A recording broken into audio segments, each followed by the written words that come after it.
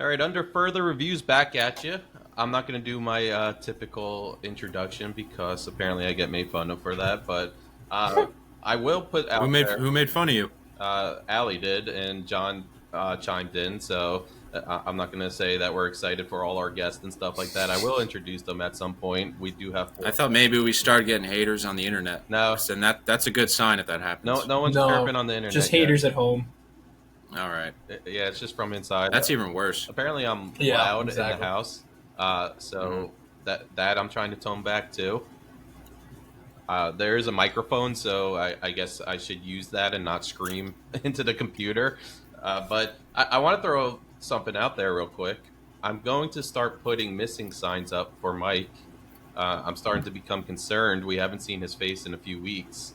And I think we should start sending people out into the woods and see where he is. What do you guys say? Was he there for the interviews this week? He did actually do 2 interviews. I'm giving him. Hey, arigato. Okay. There he is. Yeah, so he jumped in on the interviews, but we haven't seen his face. I know Joe's starting to get a little upset about it. I'm just getting concerned, not upset. Concerned, okay. I'm worried like you are, but I would say though that just by being in our episode 3 or 4 times, Mike is already like probably the 4th longest, most tenured host out of the 25 we've had.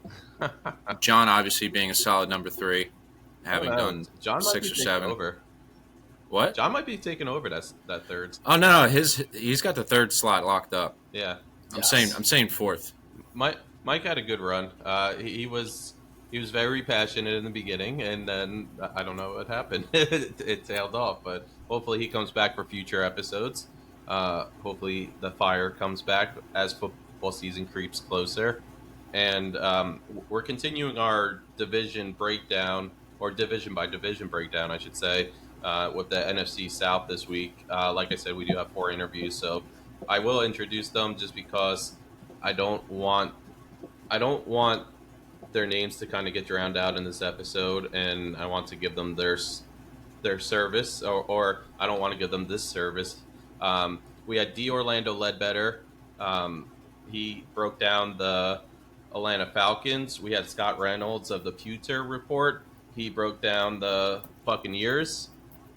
We had, Mike Haas, who is the voice of the Saints. So obviously he was here for the New Orleans Saints. And then we had Aaron Schatz, who is actually a fantasy football reporter. He's a part of the FTN Fantasy, but he was actually on, and John, I was telling you this last night, he was on Mina Kine's show, her podcast last week, so I felt like that was a good time to chat with him, and he did his NFC South breakdown last week also, so it was, it kind of matched his schedule.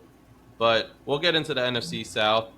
I did want to start in a different direction this week, just because I feel like the first, 15 minutes maybe should be something else other than football, because there's other things going on. And I want to take a jump into a collaboration of both sports and movie or cinema. And Adam Sandler obviously released his Happy Gilmore 2 this week. So I thought, what better place to do a blind ranking of his top 5 movies. C-. That was my ultimate. That was my grade. That's respectful. I would say some people were being harsher on it. That's a Roger Ebert low 2.5 stars, high 2 stars for doing it official. Watchable. I enjoyed parts of it. I saw Rotten Tomatoes was in the 50s, 50-something percent. I forget what it was exactly. But I would say that matches. Bad Bunny at the batting cages was one of the best Adam Sandler scenes I've seen. But really, I thought that was hilarious. Yeah, he reminded me of the. Remember the Butler and Mr. Deeds? Yes, he was just some like weird but like superhuman kind of. I like feet. Yeah. I don't know why. So I've seen 2 scenes so far, and both of them include MJF and Eminem's ass. So I've seen more ass on that than I have on my wife today. So, yeah, that's all I got to say about Happy Gilmore 2 so far. It's doing well in my head. The Eminem cameo came out of left field. Yeah, when he turned, I mean, I saw the scene, and when he turned around, I was like, "Oh, all right." I knew exactly what they were doing. Mm-hmm. But like, yeah, did we really need all that? A lot of Now, a lot of these cameos came out of left field, didn't they? Yeah. Yeah, I mean, that was like it was kind of like a hat tip to like I guess our generation's famous people in sports and like pop culture to like give them a movie where they can all be in, which I mean is cool. Everybody famous who enjoyed that movie slightly was in it. That was basically it. I like they got Jack Nicklaus in it. That was nice. Yeah. The whole Zalatoris being his caddy growing up was amazing. Yeah. I told my friend when Zalatoris broke in, like, if Happy Gilmore 2 ever creates, if it ever comes to be, he has to play that caddy. Mm-hmm. Screw the whole age gap just because he looks exactly like him. Yeah, I was thinking of a conceivable age that caddy could have been, and Will Zalatoris could be in the movie. Yeah. Like, no, he would have been, what, 29? It's 29 years. He would have to been like a really old-looking 9-year-old. Yeah. And a very young-looking 39-year-old. Yeah. For that to work, which is, I guess, conceivable. But if it's the real Will Zalatoris, impossible. That was the blonde, exactly. Right? The blonde. Yeah. Yeah. He's an actual golfer, right? Yeah. Like top 10 in the world, I think. I don't know if he's top 10. He's hurt right now. He probably would have been this year, or somewhere close to it. But he had back surgery, I think, in like May or June, so he's out for the rest of the year. Scotty Scheffler's top 10. I know that much about golf. Yeah, Scotty Scheffler's won by a bajillion right now. Yeah, dude's on such a heater. He was the number one golfer in that movie. New Jersey born, man. He's born in Camden. I wonder why they haven't gotten Tiger in that movie. I mean, the first one came out. Yeah, I guess. Can Tiger even walk? You kind of need to be able to be mobile. Jesus. Yeah, I think he can. Yeah. He could have been at the Gold Jacket dinner and just said a couple lines. Yeah. I mean, if Jack Nicklaus can do it, why not him? So speaking of the Gold Jacket dinner, I thought Travis Kelce's part was pretty funny. Did he do a good job? Not bad. Yeah, he was a good role. I think he's been in so many commercials. It's like natural to him now. So I mean, he did. Now I heard that Kid Cudi was in it. Was Kid Cudi in it? Yeah, he was like a DEA agent at the very end. Did he have a big part or no? No, like 30 seconds. I heard he had a huge part in it. Yeah, you wouldn't even notice him, honestly. Yeah. But like, I think a lot of these guys, I feel like that's the direction they're going into, starting to get into acting or something. Kelsey, I could see Cudi trying to do that now that you don't see him pop up in the music scene too often anymore. Yeah. But it was interesting because we also, Allie and I also watch Stick, which is the Owen Wilson show right now. Is it the biography and the life and times of Easton Stick? You were close, but no. Okay. Actually, you were far off, but I wanted to give you your props. But it's Owen Wilson basically sees potential in this kid at the driving range and pays the family significant money to bring him on the road to try to get to the PGA Tour. And, you know where that story goes. But the most recent episode had cameos from, real golfers. So these golfers have been getting a lot of opportunities between movies and TV shows. So that just shows where golf's at, I guess. Golf, I feel like, is starting to get popular again. Like, maybe not Tiger Woods time popular, but it is. A lot more people are watching it. I know, like, when big tournaments are happening, I get a lot more texts from friends about, like, watching PGA Tour, you know? So, what do you guys think that has to do with? VJ Singh falling off. Oh, VJ Singh. Phenomenal human being. I really think is, like, messed up as this is to say, but I think COVID has a lot to do with it. Because a lot of people started playing golf during COVID. Now everyone's, like, watching it, too. That was it's a great sport, man. I mean, you can't really drink and play many sports casually, at the same time.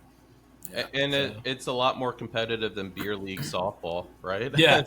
I mean, you gamble. I mean, a lot of people play, like, money matches every time they play with people. So, do golfers, in order to make the PGA, have to beat out, like, the highest percentage of, like, people? So they have to go I feel like there's through barriers to entry to play basketball or football, or even just baseball because of just how hard it is. Yeah. But like most people with like a pulse, except for me, can swing a golf club. Mhm. So, like, I don't know. And, like, if you consider the fact that you could play at a high level into your 50s, like, that sort of doubles the pool of people. I just feel like to be on the PGA Tour, there's so many other, like, weekend golfers or people who actually, like, that's, like, their number one hobby they have to beat out.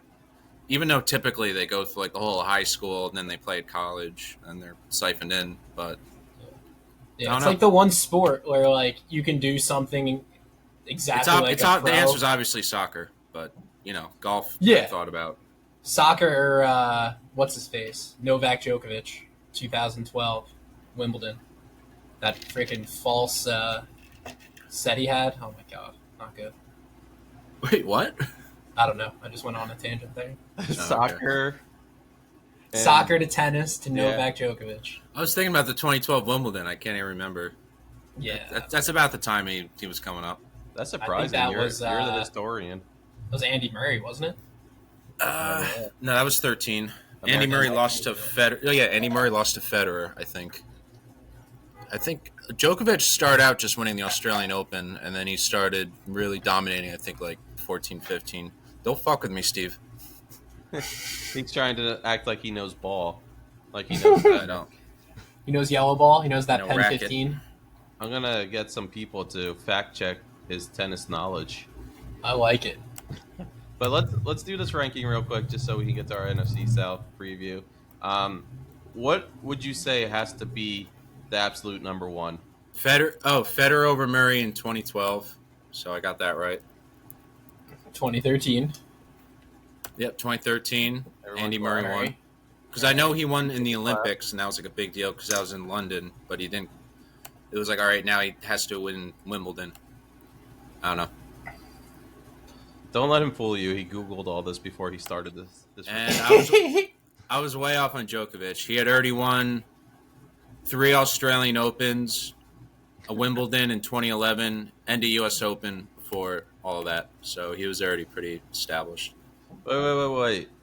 Is this entertaining your tennis needs because a few weeks ago we didn't get to talk about tennis?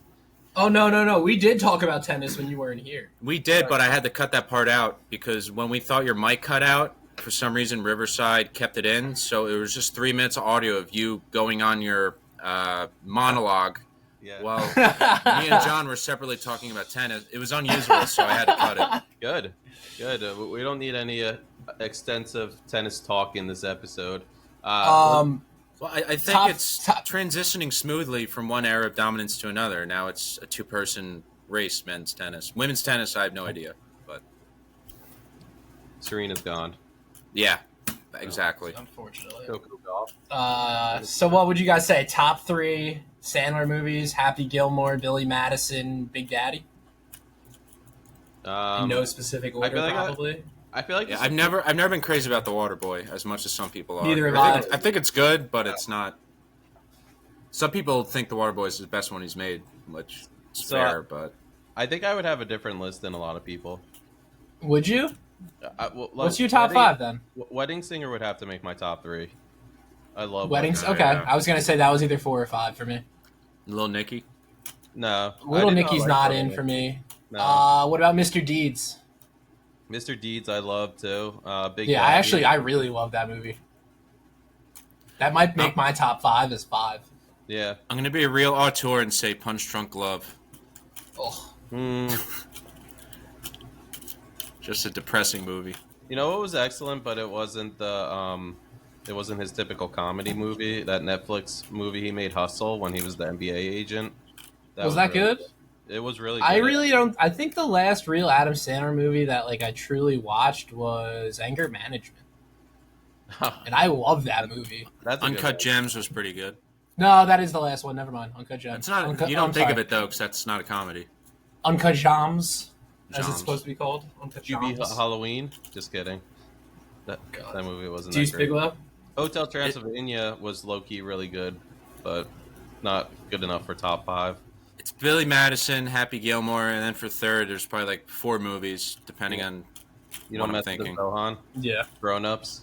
No. 51st Dates. That's actually 51st that's Dates a great was good. movie. That's a great premise. All right, what's number one? Is it Billy Madison or Happy Gilmore? I think for me, I it's would Billy probably Madison. go Billy Madison. Yeah. Yeah, I would too. So is 2 Happy Gilmore, do you think? Yeah. All right, so 2 is Ah, that. Well, for me, Yeah. those are 1 and 2, like no doubters. yeah, yeah. I'll do that. 1 and 2. I would say for me, Wedding Singer would give Happy Gilmore a run for its money, but because I think universally, most people would pick Happy Gilmore as his number 2, we'll put it there. Funny people.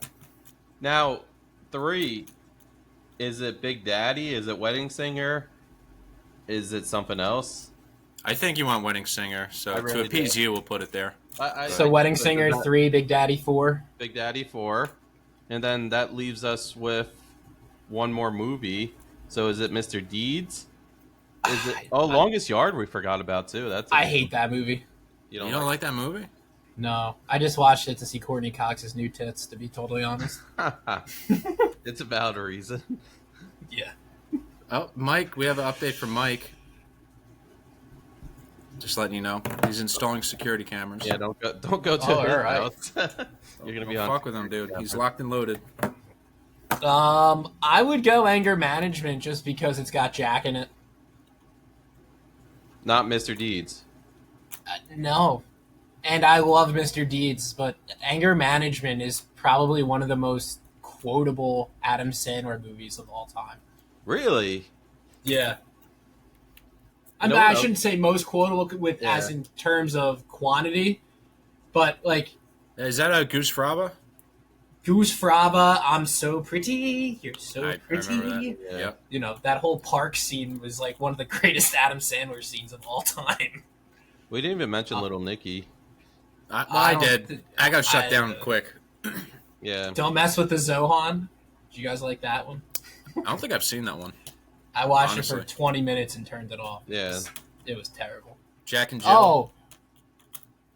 You know what else might make my honorable mention list? What's that?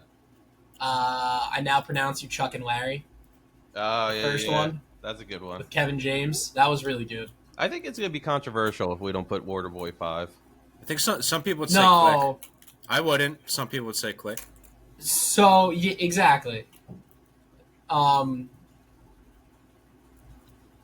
I think Click. I think No, Click can't. Mr. make it. Deeds. Just think go with it. Definitely number 4. Grown Ups. Grown Ups is a good one, but I don't think it's good enough. What about 51st Dates? Shit. Is 51st Dates beat out Anger Management? I think so. Yeah, I would. But I like I would. First Dates more than Anger Yeah. Management. you So flipped that's- real quick on that. Well, I But forgot Anger Management we were was like your talking number about that. 1. It is, but I can see why people don't like it, and it really didn't get a lot of playtime. That movie, because Yeah. there were so many great movies out that year in 2003. Fair. Big Fish. Big Fish. Big is that when the Academy Award? I feel like that was the Yeah. Academy Award year for that one. That was. All right, so I would say that's our list. Analyze that. Number 1, Billy Madison. Number 2, Happy Gilmore. Number 3, we put Wedding Singer. Number 4 was Big Daddy, and then we did 51st Dates. Number 5, right? Yeah, All right. It's a solid That's a list. rock solid list. Honorable mention. Inscrutable. I mean, people would 100% put Waterboy in the top 5, but Yeah, Where would you put Happy Gilmore 2 in the top 17? it wouldn't make top 10 even. I would say it's his best remake, though, or not remake, sequel. It's the Space Jam 2 of Happy Gilmore's. I don't know. Falls off the face of the earth the second half. I just don't know I what's heard happening. that. I mean, Grown Now, Ups did too. you see Anchorman 2, Joe?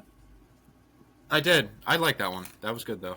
You liked that one? It didn't fall off the face of the earth like that one? The 'Cause only that one I part- felt like the last 30 minutes was like, I didn't like the fight in the park. I just felt like they overdid it. But I like the shark, Dobie. I thought that part was good. Where he thinks he's blind, great bit. what about the van crash? I like that part, actually. I'd have to watch it again. I don't even remember that. When they were in the back of the van when no one was driving, and they all just like fucking crashed off the cliff or whatever. Dude, I That's have a to good see that scene. movie again. That's a I have good to see that movie again. All right, Steve. So, yeah, Steve, we have our list. that's our list. Yeah, that's our list. We have to stick with it, even if people get a little crazy about it. But before one last subject, just to talk baseball for a quick, maybe 5 minutes, if that. First, I want to say congrats to the Hall of Famers that made it. CeCe Sabathia was a first ballot Hall of Famer. Ichiro Suzuki, which is I think the biggest name on the list this year, and then Billy Wagner finally gets in. Wait, how many Ichiro was years on the did- Hall of Fame ballot this year? I thought it was just Billy Wagner and CeCe. Ichiro made it too. Really? Yeah, that I was did not know that. that was huge. I mean, Ichiro lit up the world when he got here from Japan. Those Mariner teams, some of the best we've ever seen, that haven't won a World Series, I should say. But yeah, that's a good group. That's Joe. Actually, that's a worthwhile group to see in Cooperstown. But Bring back the old tradition. yeah, maybe might have to. But the other thing I wanted to talk about, just because John, I know this hits close to home, is Aaron Judge was placed on the IL. He's having a little bit of elbow issues. I think they said it was a strained. Yeah, the flexor UCL. tendon. Yeah. Oh, that's what it was. Yeah. Yeah, straight But flexor tendon. a lot of times that indicates. I mean, elbow issues. At first, people think worst case scenario. And they instantly think, oh, he's gonna have to get Tommy John surgery. But I think the Yankees are still a little concerned about it because they instantly, and I think I texted you this too, they instantly put him at DH when he's returning, so he's not going to play the outfield when he's back. But that's a weird position it puts the Yankees in because what do you do with Stanton? He can't really play the outfield anymore, right? Yeah, I mean, I think that's why they signed Rosario too to play the outfield if they need to in the pinch. Because there's, like you said, Steve, there's no way they're gonna put Giancarlo Stanton out in the outfield anymore. And they should. You know, the guy's a DH. He's comfortable hitting a DH. He's hitting yachts bombs right now, left and right. So let him continue that. But to Judge, I mean, it's effing scary, man. You know, it couldn't happen at a worse time too, because right now the Yankees you don't know whether they're more than likely going to be buyers, not sellers at the deadline, because they're the New York Yankees and they need to pay off their dividends towards everything they owe. So those playoff gates are very important to them. But it's Sorry, very not that similar. this is the only time I'll interrupt baseball, but Ooh, we got not that I'm a huge baseball guy, but if we're going by like the Moneyball analytics play, wouldn't the Yankees collective hit better come playoff time than like Aaron Judge's 187 or whatever he's going to give you? Assuming the Yankees make the playoffs. What do you mean 187? What do you mean by that? Like he's had some terrible playoffs the last few years. Am I not He wrong? has. No, he in saying has. that? Yeah. Yes, he has. And the Yankees are on the fast track to make it again, obviously. wouldn't say No, that. they're struggling, man, right now. They're 6 games back from the Blue Jays, so that means they really. This is what happens when I try to talk baseball. I bring in takes from 2021. All right. Not really. I mean, Judge hasn't been great in the playoffs. I think he had a better playoff last year, but it wasn't to the standard of like superstar status even. Oh yeah, the wild card is going to be competitive. All right, never mind. Yeah, I mean the Red Sox. There's like 5 teams in the mix for that. All right. Yeah, but that's just like indication of what the AL is. It's just like some of these teams that are still in it probably should have been knocked out like a month ago. But yeah, it's not a good league. If it was mid-September and the Yankees were 3 games up, then I would have sounded smart. So they still very well could be, come September. I wouldn't surprise me, but John, I think you're correct when you say the Yankees are going to continue to be buyers at least because first off they pulled the trigger today on Rosario. It was today, right? And I think it was last night. Last night, yeah. So the past 24 hours after they learned about the Judge injury. The other thing is, like, I feel like Cashman's going to go on a little bit of an ego trip where he said they were going to be aggressive in that press conference, and now he's going to say, like, I need to back it up. Especially, like, I saw actually a good chunk of Yankee fans very happy that they didn't go after Suarez, and they brought in, Ryan McMahon. Yeah. He had a great game today.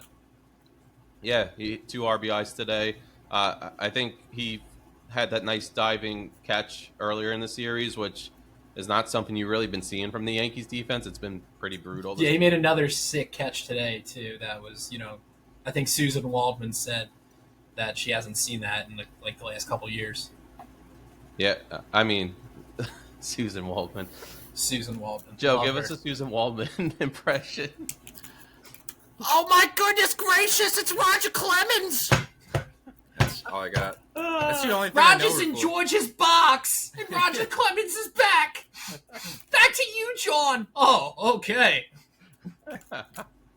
Love you, Johnny Sterling. You're the greatest fucking human being on the face of the earth. Yeah. Is that accurate? I don't think I've heard her voice since that bit. So It's not bad, All right, She's, thank you.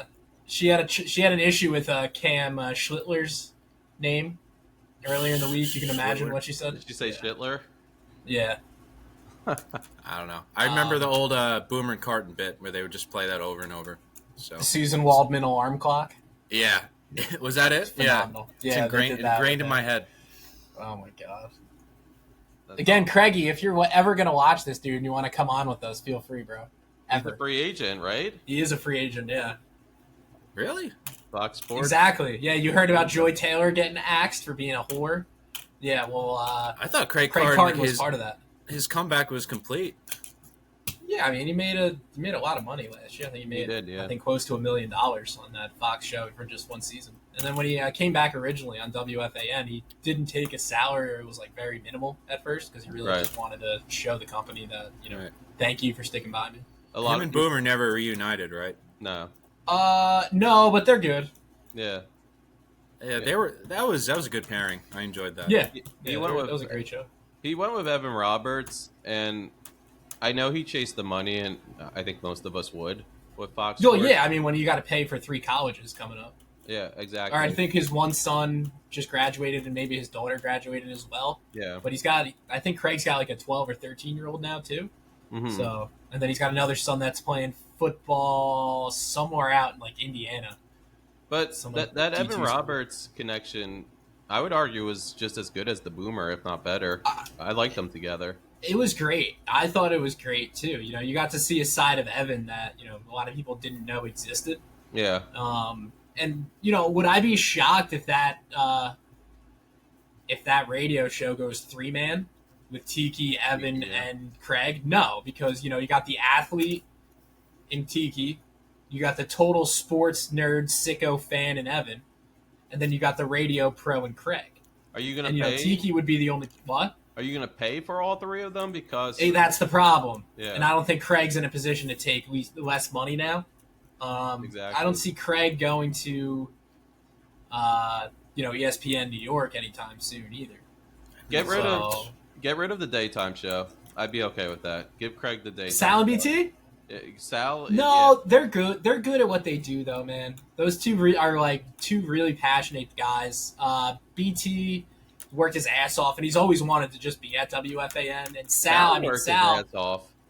He took a Who? lot of lesser roles to stay in New York, and then he finally Who's got Sal Licata. Yeah, well, Sal got fired from the Fan a few years back because he went on a podcast that I don't think he got authorized to go on, and Chernoff axed him because it was in his contract, similar to the 92.3 radio show, morning show, if you guys remember, Right. a few years ago when that was on. I forget who that was.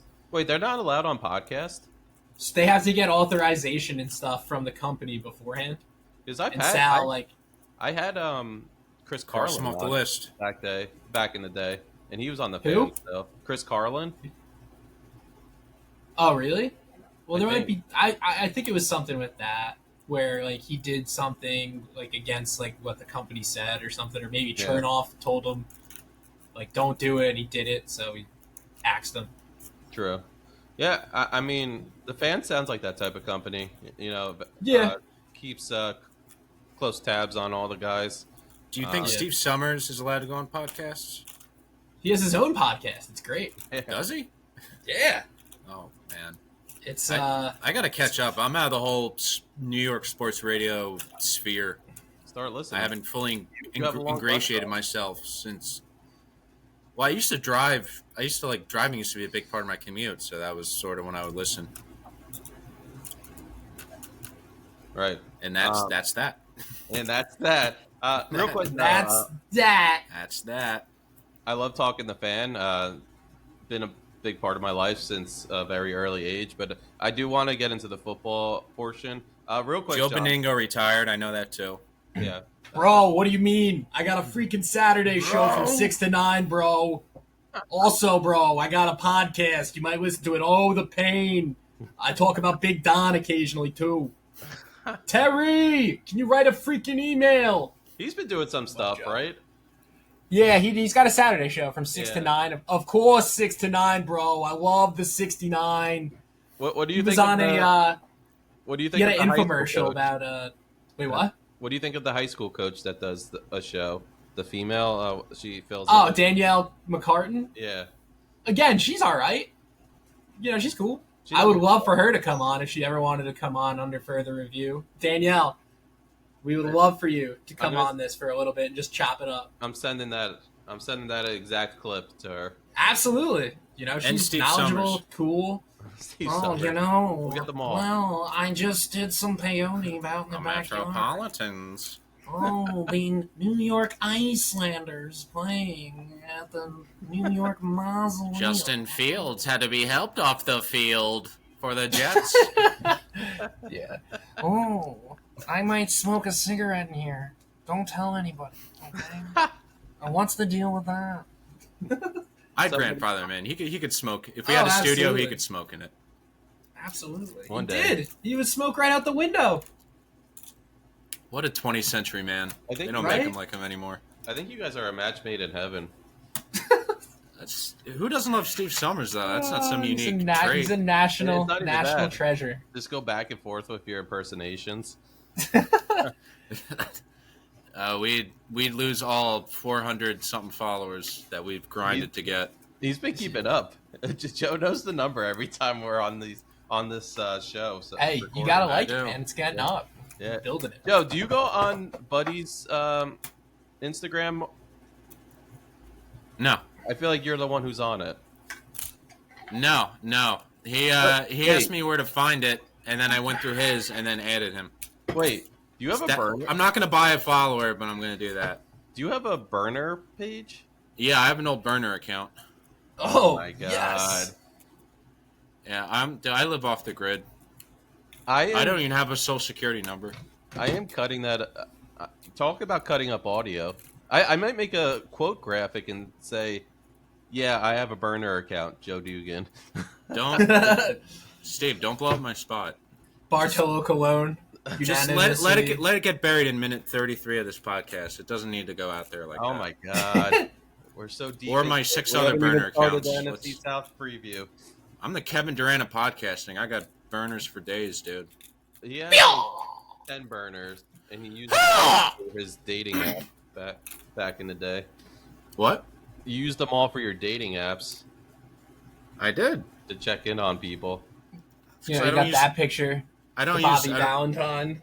yeah. Social media is the devil. Devil. You sound like Steve, Waterboy. It's corrupted your soul, Steve. Football is the devil. Bobby. Alligator angry. He got no toothbrush, all them teeth. I don't know.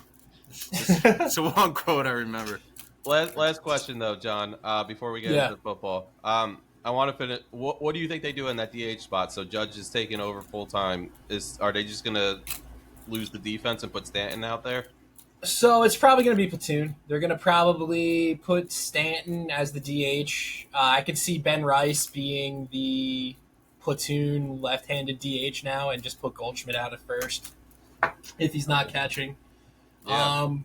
But, you know, this injury, it's scary because, you know, with the Achilles, it's the calf that goes first. With the UCL, it's the flexor tendon, you know, and we've seen a lot of position players, well, not a lot, but more position players start getting this. We've seen a lot Tommy of John Achilles injury. injuries in general. What's up? We've seen a lot of Achilles injuries in general. Well, yeah, Across the board. Achilles and UCLs. Yeah. So it's weird, but yeah, it's scary. I kind of Yeah. wish it happened about a month ago, so the Yankees could adjust. So, But yeah, or he's buy. not going to be Yeah, playing so. right away. Judge, when he comes back, he's not going to be hitting, or he's going to only be hitting. He's not going to be throwing. Probably they said for a few games, but to me that's weird.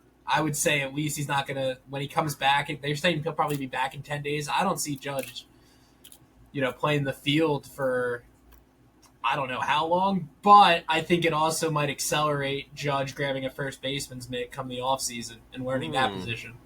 Yeah, that's coming for sure. Yeah. Yeah. But yeah, the Yankees are in a tough position.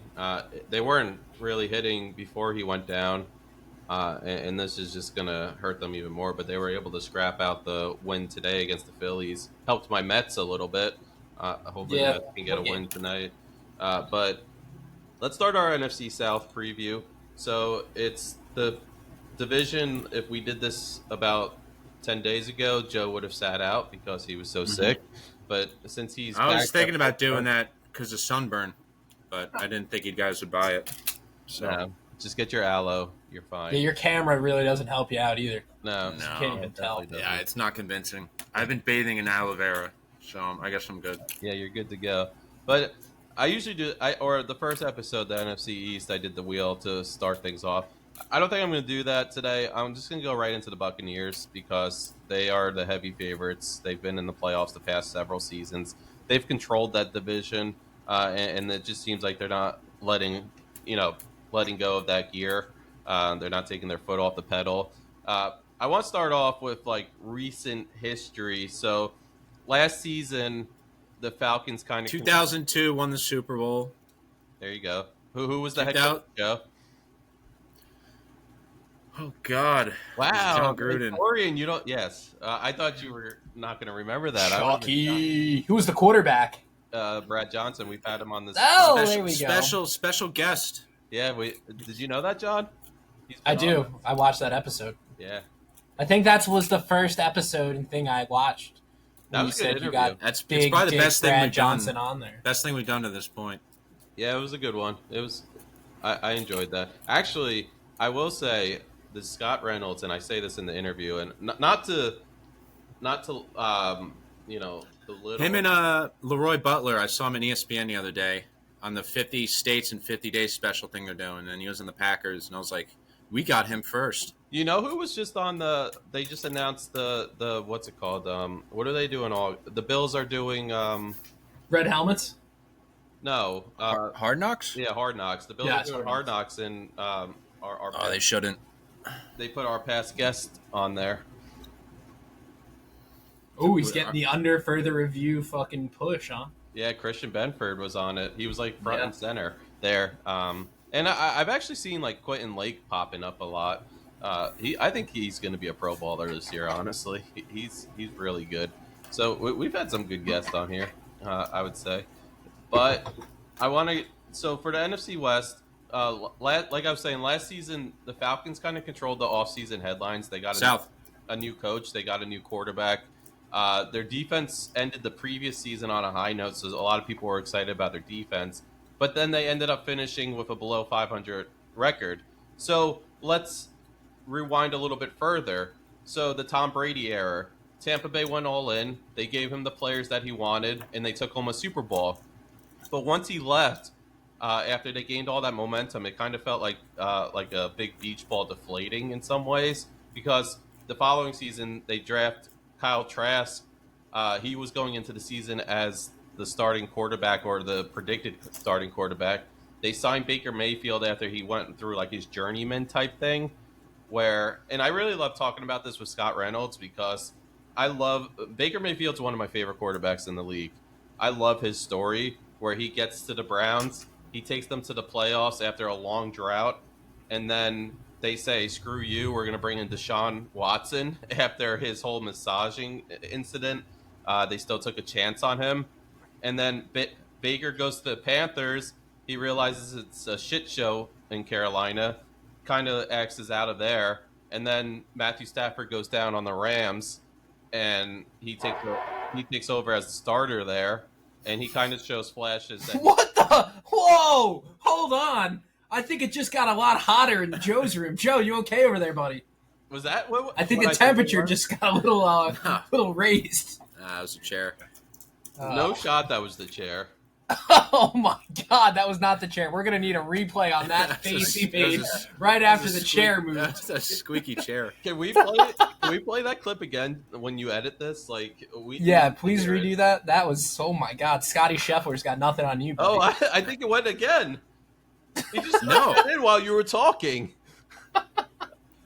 My microphone wasn't even on. Oh, Maron. Oh, now you're lying. What did you eat for dinner? I'm just questioning why you didn't talk over the Chris Sims, Jeff Garcia, Josh Freeman era. You just skipped over it. You want to go that far back? I mean, Jeff Garcia, we don't talk about because I don't know if you were a Giants fan at the time, Joe, but he orchestrated. Or the Sean King, Trent Dilfer era. Yeah. We could So, funny story. My dad almost arrested Jeff Garcia's mom at a Giants-Eagles game. What was he doing? When was that? Was that when he was on the Eagles? Yeah. Apparently, Jeff Garcia comes from a very, we'll say, interesting family. And his mom may have gotten a little too boozed up and had some fun with Giants fans and stuff. No fault in that. Someone else was a little boozed up last night. Oh, yeah, we won't get into that. Again, enter video of me walking down Steiner Avenue in Neptune City. If you could see my camera, he was walking like this. Yeah. Was he puffing his chest? I looked like cocking? I was Buster Scruggs in it. I think he was trying to hold something Buster Scruggs. It was a nice 8-minute, 10-minute walk for him. Yeah. He fought through, though. So I was, yeah, heavy mouth breathing. Oh man, I feel bad for Emily. She had to sleep next to me. No, she's all right. I've had her locked up in the shed since yesterday. So. Did you swallow the key? Or No, I did had you my come back burger. after this episode? Yeah. Check out with us next week. And that's under further review. Yeah. I'll blame myself for getting us off track. But yeah, NFC South, the Buccaneers. So Mayfield comes over. He said in a podcast the other day that the best thing about the Bucs was they let him be himself, and I think that trust went a long way. And I remember the first season was kind of like a show me what you got type season, and then he got that long-term contract. But last season, he throws for 4,500 passing yards, 41 touchdowns. That's, he was in the MVP conversation. He's got to be top 10. When we do quarterback rankings later in the summer, I'm thinking we'll probably do that for our NFL, like big NFL show leading into the season. He has to be on the top 10 list, right? Are we going to have time for that? We're doing 8 of these, right? Yeah, we'll have time. Don't worry. There's always time for QB rankings. Man's reach exceeds his grasp, Steve. Just remember that. I got this. It's all in my head. I'm playing. I think so. But that also, again, goes back to my point from a few episodes ago, or maybe even last episode, where the quarterback play in the NFL is just terrible nowadays. You really think so? I do.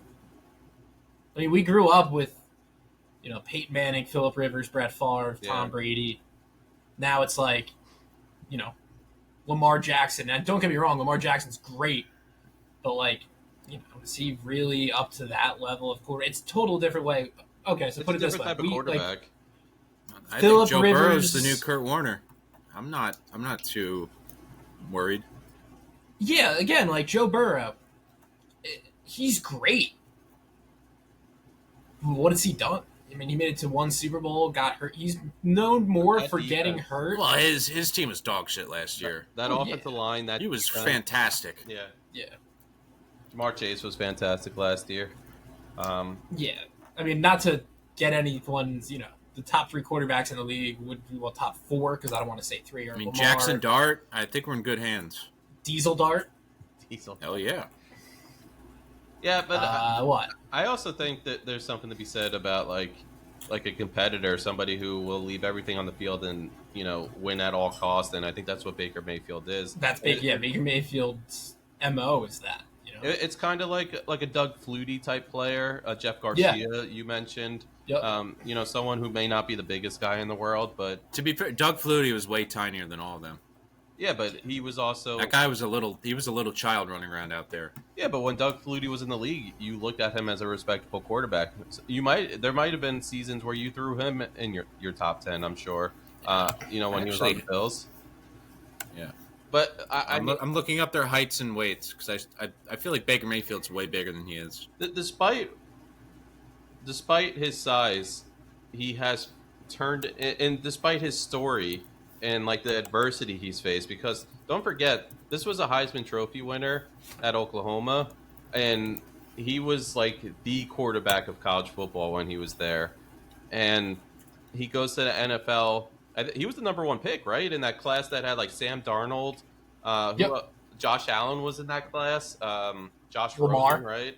Lamar Jackson. Saquon.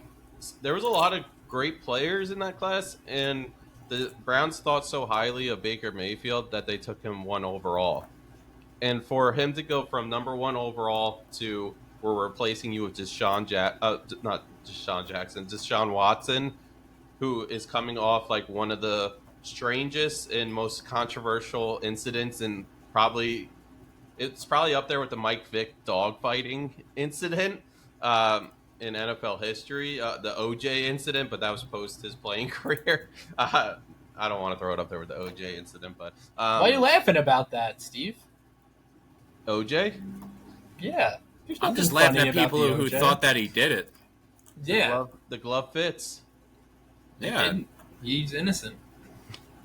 I'd acquit him. Joe. What? Joe and his law degree. It was a good argument with the glove. But all I'm saying is, like, Steve, you're older than us. Do you remember that? The trial. I was about, what was that, 94? Yeah, you're probably 12. 4 actually. No, 3. Okay. 3 actually. So you were 4. I was not 4. Okay, I was 3. Well, the trial was 95. Let's not get carried away here. All right, the trial was 95. Joe, who's only like a few months younger than me, likes to age me. But 8. 8's not a few. A few's below 5. That's below 12 though, so you're under a year younger than me. So you don't really have a high ground to stand on. Yeah, but until August, you are older than me. Yeah, but you're acting like I'm 10 years older than you. Well, I just wanted to see what you remembered about the OJ trial. That's it. Okay. I wish I did remember it. That would have been exciting times. That's some hot that's like what everybody looks for in like Law and Order and like all these type of TV shows. Like that was in person happening in real time. Imagine I knew you then and we did a podcast about OJ Simpson during the trial and we had that in our archives. Joe, I'm going to give you some homework. Not to get off track, but you're going to have to do a history report for our Instagram page about the OJ Simpson trials. I would say watch OJ Made in America, and that would do a better job than I ever could. Was that good, by the way? I haven't watched it yet. Oh, it was incredible. Okay. If you're interested in that sort of thing. But okay, let's go back to the NFC South. I don't want to lose the spotlight here for them. But I think the Buccaneers had a lot of storylines last season, a lot of fun storylines. I think they averaged above 30 points a game, which is pretty incredible. They have one of the best offensive lines in football outside of the Eagles. So the Buccaneers have gone through some changes themselves the past 3 seasons. They've lost their offensive coordinator all 3 years. So last year, or this past offseason, Liam Cohen went to Duval. He went to the Jaguars. I knew it was coming. Season before was Byron Leftwich. And then the season before that was the Panthers' current head coach, Dave Canales. I think it's a good sign because, like, Todd Bowles, respectable coach in the NFL, is producing guys who are ready to become head coaches. And I think he deserves credit for that. He prepares his head coaches for those type of positions. He's also a defensive-minded head coach, so I think a lot of the offensive work gets put on their shoulders. But let's talk running back position because Rachaad White in 2023 had 990 rushing yards and 64 receptions coming out of the backfield. Last season, he was the heavy favorite to be the starter. The Buccaneers draft a guy named Bucky Irving out of Oregon, who Joe, we actually watched at Kelly's a Bucky Irving game where he scored like a 40-something yard touchdown to clinch a game. He was that explosive. He would go off for like 40, 50, 60-yard runs. He's a good combination of strength and speed. But I think the Buccaneers like that he could catch the ball out of the backfield to kind of give White some time off during like third down packages. But last season he took over as the starter when White struggled. He had 1,122 rushing yards, 5.4 yards per carry, 8 rushing touchdowns, and he also had 47 catches. Um, it was interesting because we did all these interviews this past week, and I asked the Buccaneers reporter about Bucky Irving, and he was like, "Yeah, he could get to a point where he's like a top 10 guy running back wise." And when I asked the other big running back that took off last year in the division, Hubbard, when I asked one of the reporters about him, he was like, "Yeah, he was excellent." It was just interesting the different reactions. So I think the book is still out on Bucky Irving compared to Hubbard, I but called Chuba Hubbard 3 years ago in fantasy. Just saying. And you're in that league, so you know I did. what do you mean you called them?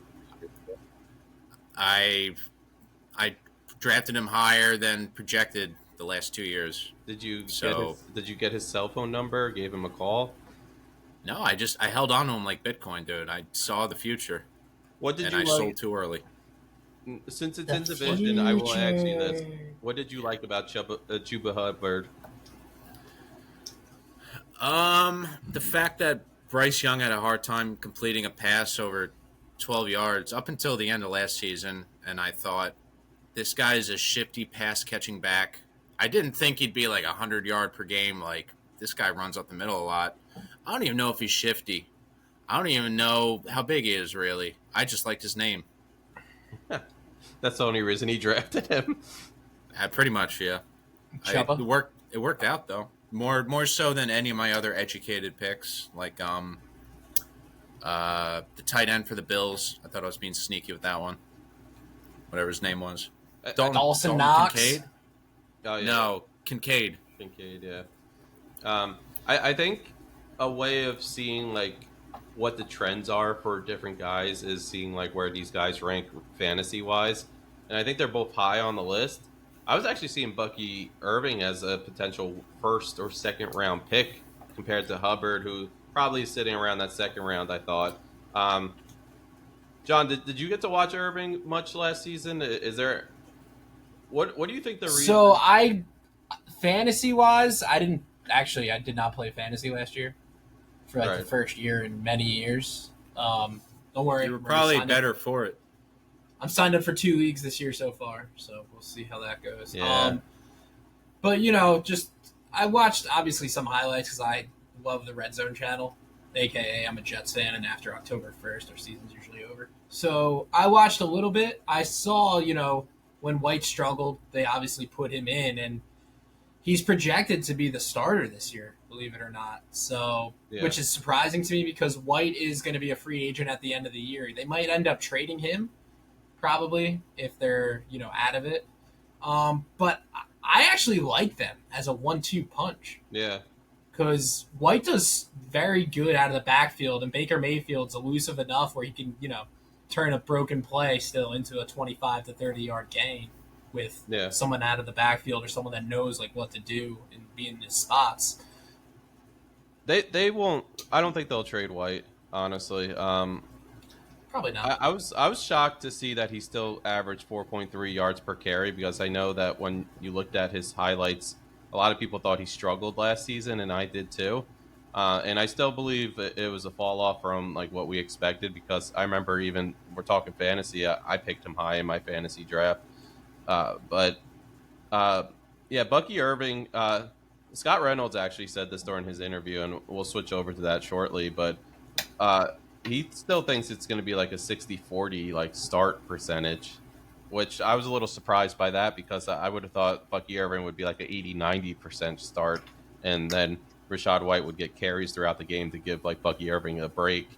But that they still think highly of Rachaad White. They still think there's a place for him on this team, and that says a lot. lot of weapons on this team. Great offensive line. What does being a starter at running back even mean anymore, though? You know what I mean? Unless you're Derrick Henry. It means that you're going to be underpaid and want to hold out. And yeah, not necessarily. Well, in terms of touches, though, not as much as he used to. Saquon broke the market this offseason. You thought Breece Hall would be like a feature back last year, and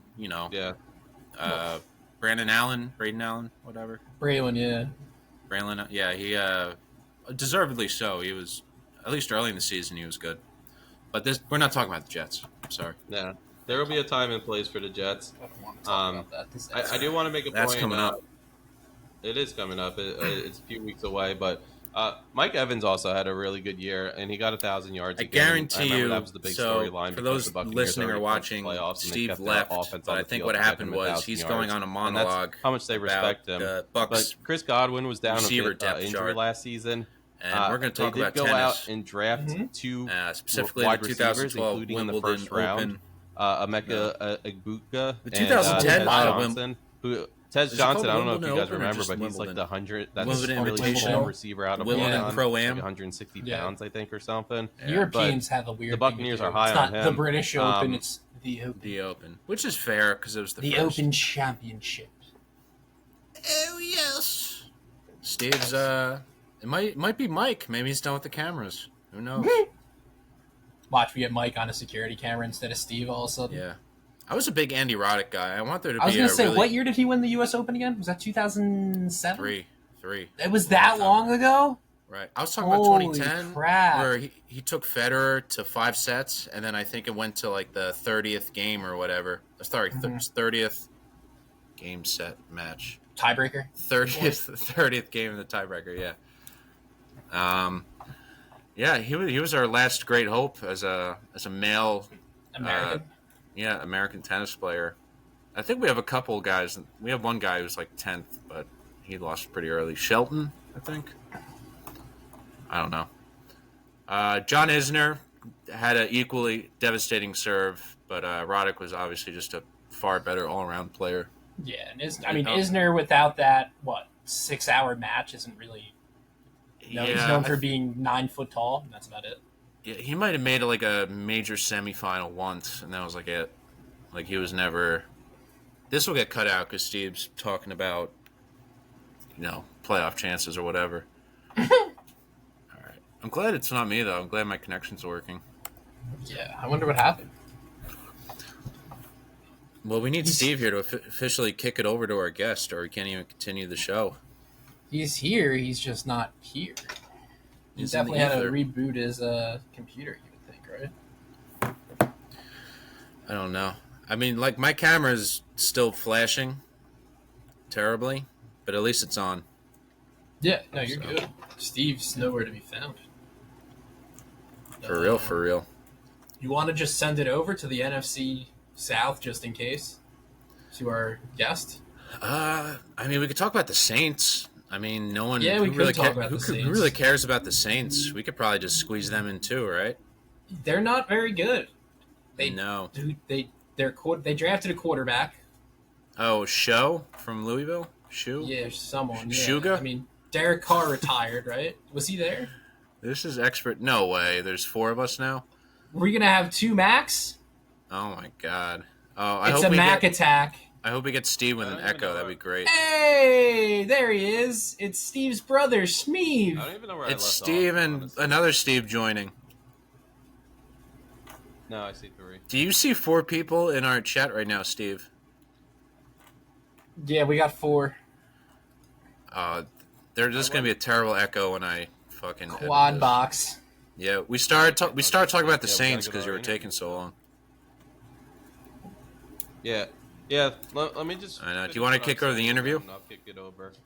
I had a question, so it's a lead into the interview. But all right, where did I even leave off? Did I think Chris Godwin was only 29? No, I thought he was 35. Yeah, he does seem older, but this Buccaneers team is highly viewed across the league.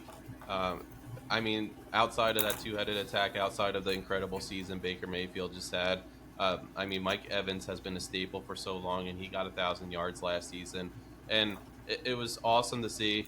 And I don't know if I said this earlier, but it was awesome to see the Buccaneers keep their offense out during the last game, even when they clinched the playoff, to get Mike Evans that 1,000-yard bonus. But I mean, there's a lot of questions. It could have. Yeah, I mean, That could have backfired really badly. it wasn't. People And forget. also, Evans has a That game little bit wasn't of over. injury history, and you lost Chris Godwin in the beginning of the season, and I think that's a big reason why they brought in 2 rookies in the draft. Tez Johnson, who I don't know if you guys remember him out of Oregon. He's that 160-pound wide receiver, really small guy, but he's explosive, and they're high on him. And Emeka Egbuka, who was drafted in the first round. I think that's indication that like the future, like these guys are getting a bit older. They're injury prone, and you need guys to back them up just in case the injuries do pile up. But did you guys just get your recording has stopped? No. No. No. It's recording. What's going on with you? I don't know. My thing is crazy. All right, but yeah, I mean, across the board, the Buccaneers look great. I mean, one of the top offensive lines. Their defense is fantastic. A lot of people have them as possibly being able to make a run throughout the playoffs as Super Bowl contenders, even. And I don't know if you look at this as a far-fetched statement, but they've been in the playoffs the past few seasons. I know they haven't made it far the past few years, but they've made it. Do you think this is a real possibility that the Buccaneers can go into the playoffs and make a little bit of a run? I mean, Washington could. Why not them? But they haven't exactly been dominant. They've just sort of been the Houston Texans of the NFC. They just win 9 or 10 games. They take advantage of their division situation. But they're good enough that they can beat, a good to borderline great team at home. And they've been competitive in both divisional round games. So, I'm sorry. They were competitive in the divisional round 2 years ago. But, I don't know. Could they go? They came so close to not winning the division last year. I mean, Atlanta looked like they had it locked up. I mean, we'll get to them. I completely forgot about the race for the NFC South last year heading into Week 17. It was that New Orleans Tampa Bay game where New Orleans looked like they actually had a shot to beat them despite their season falling apart. And then, Atlanta nearly Atlanta did beat Carolina, so they actually needed that game. But, yeah, I don't know. Let's not act like they were a 12, 13-win team and they're on the doorstep. Like, Baker's been great, but this team's been, kind of overall slightly above average. So if they do, they could make a playoff run the same way that any 9-win team with an explosive offense can make a run. But, I don't know. They finished they're very 10-7. similar to the Bengals of the Marvin Lewis era. Make it to the first round of the playoffs, then usually lose. Yeah, it all depends on who they play. I mean, the Lions are going to be the Lions. The Eagles will be the Eagles again. Depends. Shout out Giovanni Bernard. Stud. Yeah, he's good. Yeah, but I mean, 10-7 last year. But the stats don't say that they should have been 10-7. It says that they should have been a lot better. Points for 502 points for.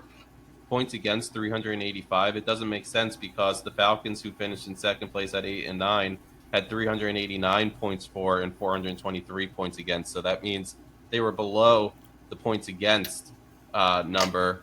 So I don't know. It's just like weird how the NFL turns out sometimes because these divisions they end up playing. They end up playing the same or a similar schedule. Like. If we look at the top 10 toughest schedules this season, the NFC East is going to be sprinkled throughout the top 10. It's there's only 3 games that are different among teams within the same division. Yeah, exactly. So they're playing the same schedule. It's like weird how games can turn out because the Buccaneers can be so dominant and then end up with a 10-7 record, and the Falcons can be switching their quarterback towards the end of the season and just not looking great or not meeting expectations, and they still finish 8-9 I don't know. It's just like that Twilight Zone effect. But before we go into our interview, the team overall was like their PFF grades were fantastic. On offense, Mike Evans had a 91.8 overall grade last season. Um, and it's not just his catching ability; it's his run blocking ability, his pass blocking ability, and I don't think that stuff gets praised as much as it should have been. I think Baker Mayfield had like an 85 rating at quarterback. Um, I mean, across the defense, they looked great. Bucky Irving was the highest graded rookie in the past 20 years with a 90.8 overall grade. So there's a lot to be excited about for the Buccaneers. That's a crazy stat. It is. I wouldn't have guessed that. I wouldn't have either. I knew he was good, but highest 25 years. Yeah, which is shocking because it kind of defeats the odds of like what another team in this division did, which was pick Bijan Robinson, and we'll talk the Falcons obviously high in their draft. But just for the sake of time, let's get it over to our Scott Reynolds interview. He's the Pewter Report, and then we'll come back and we'll talk the Falcons actually.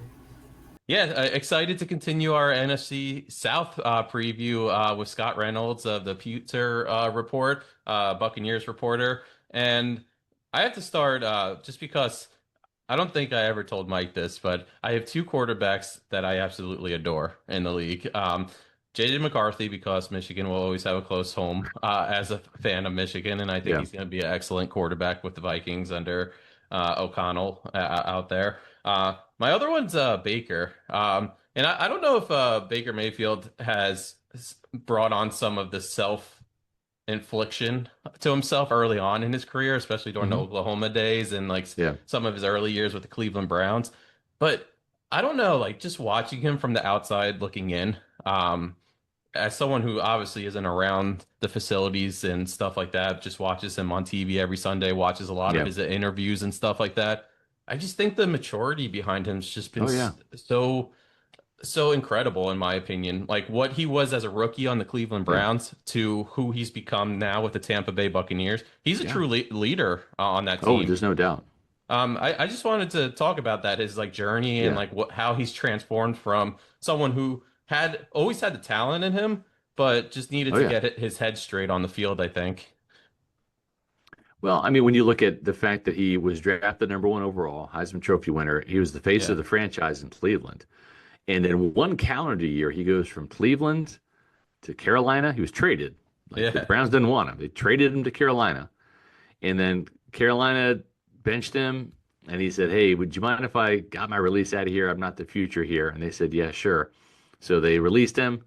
He thought he was going to San Francisco. The Rams stepped in, actually, and grabbed him.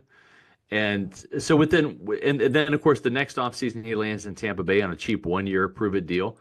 So within the span of 1 year, you go from the face of the franchise to literally being a journeyman. You're in your fourth team in one calendar year, right? So it's been a remarkable, humbling experience, I think, for Baker. But it's something that sometimes you need to kind of go through the fire, right, to like emerge on the other side.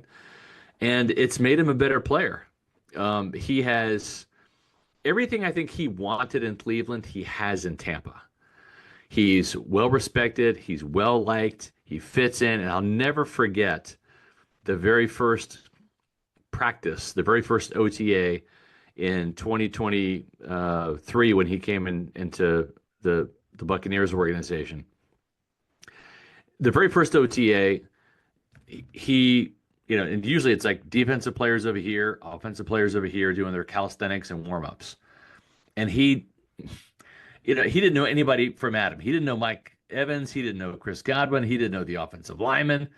But the very first practice, he goes over and parks himself next to Vita Vea and Joe Tryon-Shoyinka and the defensive players, Lavonte David. And he starts practicing with the defensive players. And remember, he was kind of like in a training camp battle with Kyle Trask, their second-round pick, who they drafted, and they had high hopes for him about possibly succeeding Tom Brady. So it was a bit of a calculated move. It's like, well, I mean, Baker, probably needs to develop some chemistry and rapport with the receivers he's going to throw to or the offensive line that he's going to block for. But what I loved about that was that was Baker saying, hey, I don't want to be the quarterback. I don't want to be the leader of the offense. I want to be a team captain. Like, I want to get to know everybody on the team. And I just thought that kind of spoke volumes, and it really kind of ingratiated him into the team, and just his natural charisma just kind of took over. And, in week one, he kind of like trucked a Minnesota Vikings defender on the way out of bounds, and that just kind of ignited the team. And I think Liam Cohen said it best, because Liam spent some time with Baker in LA. He's an igniter. That's what he does. He's the switch that you turn on when you want the power. And he is the heartbeat of not just this offense, but this team. And it's pretty remarkable to see. He's a very likable guy. He has matured a lot, but he plays with this infectious enthusiasm for the game that is just so endearing. And it's, there's not many successful handoffs in the league. You look at Joe Montana to Steve Young. The Packers have it made, right? Brett Favre to Aaron Rodgers to Jordan Love. The Steelers, they're still trying to find their handoff, right? From Ben Roethlisberger to who, But the Buccaneers lucked out. They went from Tom Brady to Baker Mayfield, and they're fortunate to have one of those lucky, fortunate franchise handoffs at quarterback. Yeah, it's been great, and they obviously won the Super Bowl in 2020. But that was the biggest thing, and I was thinking that during your response previously, like you bring up Kyle Trask, and then like what Baker Mayfield came into the Buccaneers as, and I guarantee you, all through Tampa Bay, a lot of people were sitting there saying, "Hey, like we got our Super Bowl, we're good." But in a matter of several years, it's gone from, "Hey, we got our Super Bowl in 2020" to, I think there was probably a lot of people who thought going into the playoffs, the Buccaneers maybe could have made a little bit of a run, and were a little upset that they lost in the wild card. Can you talk about that, like the past few seasons, and like what the mindset's been and what it's turned into, and like how this offense has transformed into a team that I think Baker Mayfield said in an interview the other day they were averaging over 30 points a game or something like that. Yeah. It's just like. You still have Mike Evans. You still, you still have corner pieces on that team. But Chris Godwin's still on the team. But sure, there was a lot of question marks in the air when Tom Brady left, and I know the quarterback was the biggest one. But like it was a question mark of what this team was even going to be moving forward. That's right. And it went from being a really old team, right? Shaq Barrett, Jason Pierre-Paul, Tom Brady, Ryan Jensen, and Ndamukong Suh, these older guys, to all of a sudden, it really in one offseason became a very young team. I mean, that 2022 team, which had Julio Jones, and on the heels of Antonio Brown in 2021, it was an older team. And then there was a youth movement that came and took hold in 2023, and Baker was part of the catalyst for that. He's an older player. He was 28 at the time, but he kind of was a little bit of a steadying. Even though he was new, he was kind of like he brought the calm to the offense, because he kind of like took on the storm himself and kind of wrapped himself around in it. And really, this offense has just taken off. I mean, as good as it was with Ian and Dave Canales in 2023, it was even better with Liam Cohen last year, to go from 23 points per game to 30 points per game. And now they have the same system in place with Josh Grizzard, who's calling the plays now. And he's, again, for Todd Bowles, the third straight inexperienced play caller that he has to kind of deal with. But Grizzard's a sharp tool, man. He's a sharp tool in the shed. He was on the staff last year as the pass game coordinator, and really kind of understands the passing game exceptionally well. And he and Baker are like two peas in a pod. So the playbook is going to stay relatively the same. Grizz will kind of put his spin on the offense and bring some new ideas to it. But listen, at the same time, you don't fix what ain't broken, right? I mean, so this is an offense that returns the entire offensive personnel group from all 5 offensive linemen up front, all 4 starting tight ends on the depth chart. All of the receivers are back. Then you add 2 in the draft: Emeka Egbuka from Ohio State in the first round, Tez Johnson, who's going to be a stud from the 7th round out of Oregon. All your running backs are back. So, the best weapon in the NFL is consistency, right? It's if you can get really good at something and then each year just perfect what you're good at, that's why you see Baltimore always in it, Kansas City always in it, Philly always in it, because they have some of those cornerstone foundational things, whether it's the coaching staff, whether it's the offense or defensive systems. Like, for example, Detroit. We're going to see this year, without Aaron Glenn, without Ben Johnson, what Detroit really is. They've got a lot of talent on that team. But how much of it was the Jimmies and the Joes, and how much of it was the X's and the O's? When you have Aaron Glenn and Ben Johnson there for years with Dan Campbell, you saw what happened. They went from an almost playoff team to an NFC championship game team to a team that got the rug pulled out from them at home by the Washington Commanders, but had the best record in the NFC, right?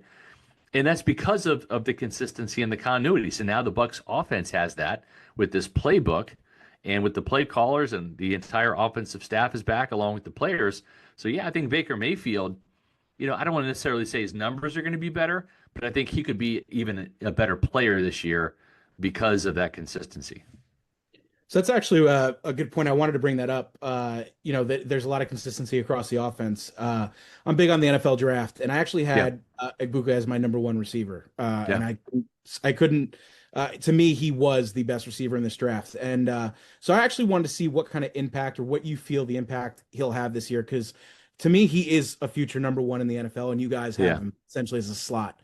How much of a difference do you think that's going to make for not only the offense, but specifically Baker having that safety blanket who can take the top off of defense from the slot position? So here's the funny thing, right? I was like maybe a little lukewarm on Egbuka myself, because I thought this team could use like a Matthew Golden, like a more flashy, explosive player. Golden kind of reminds me a little bit of Joey Galloway, who used to be here in Tampa, right? Just a guy that could just burn down the field and make some dynamic catches, plays bigger than his size. But what I've seen about Egbuka in practice, just from today's practice, which was the first day of training camp, the rookie mini camp, the OTAs, and the mandatory mini camp, so a small sample size, he's Chris Godwin, man. He is Chris Godwin 2.0. There's nothing terribly flashy about his game, but all he does is consistently catch the ball and consistently get yards and chunks. And there's something to be said for that. He's not a highlight reel when it comes to making catches. He's not the fastest guy in the field, but he's where he's supposed to be. He consistently catches the ball. The ball doesn't hit the ground. He's a hands catcher. It doesn't even come to his body. He knows how to make the first guy miss and get yards after the catch. And is he the most dynamic guy? No, but Chris Godwin's really not the most dynamic guy. I've seen Chris Godwin from 2017 when he first got here as the 3rd round pick out of Penn State. All Chris does is pick up first downs, get 1,000-yard seasons, and be the reliable guy on 3rd down when you need a catch. It's not Mike when you need a catch, it's Chris.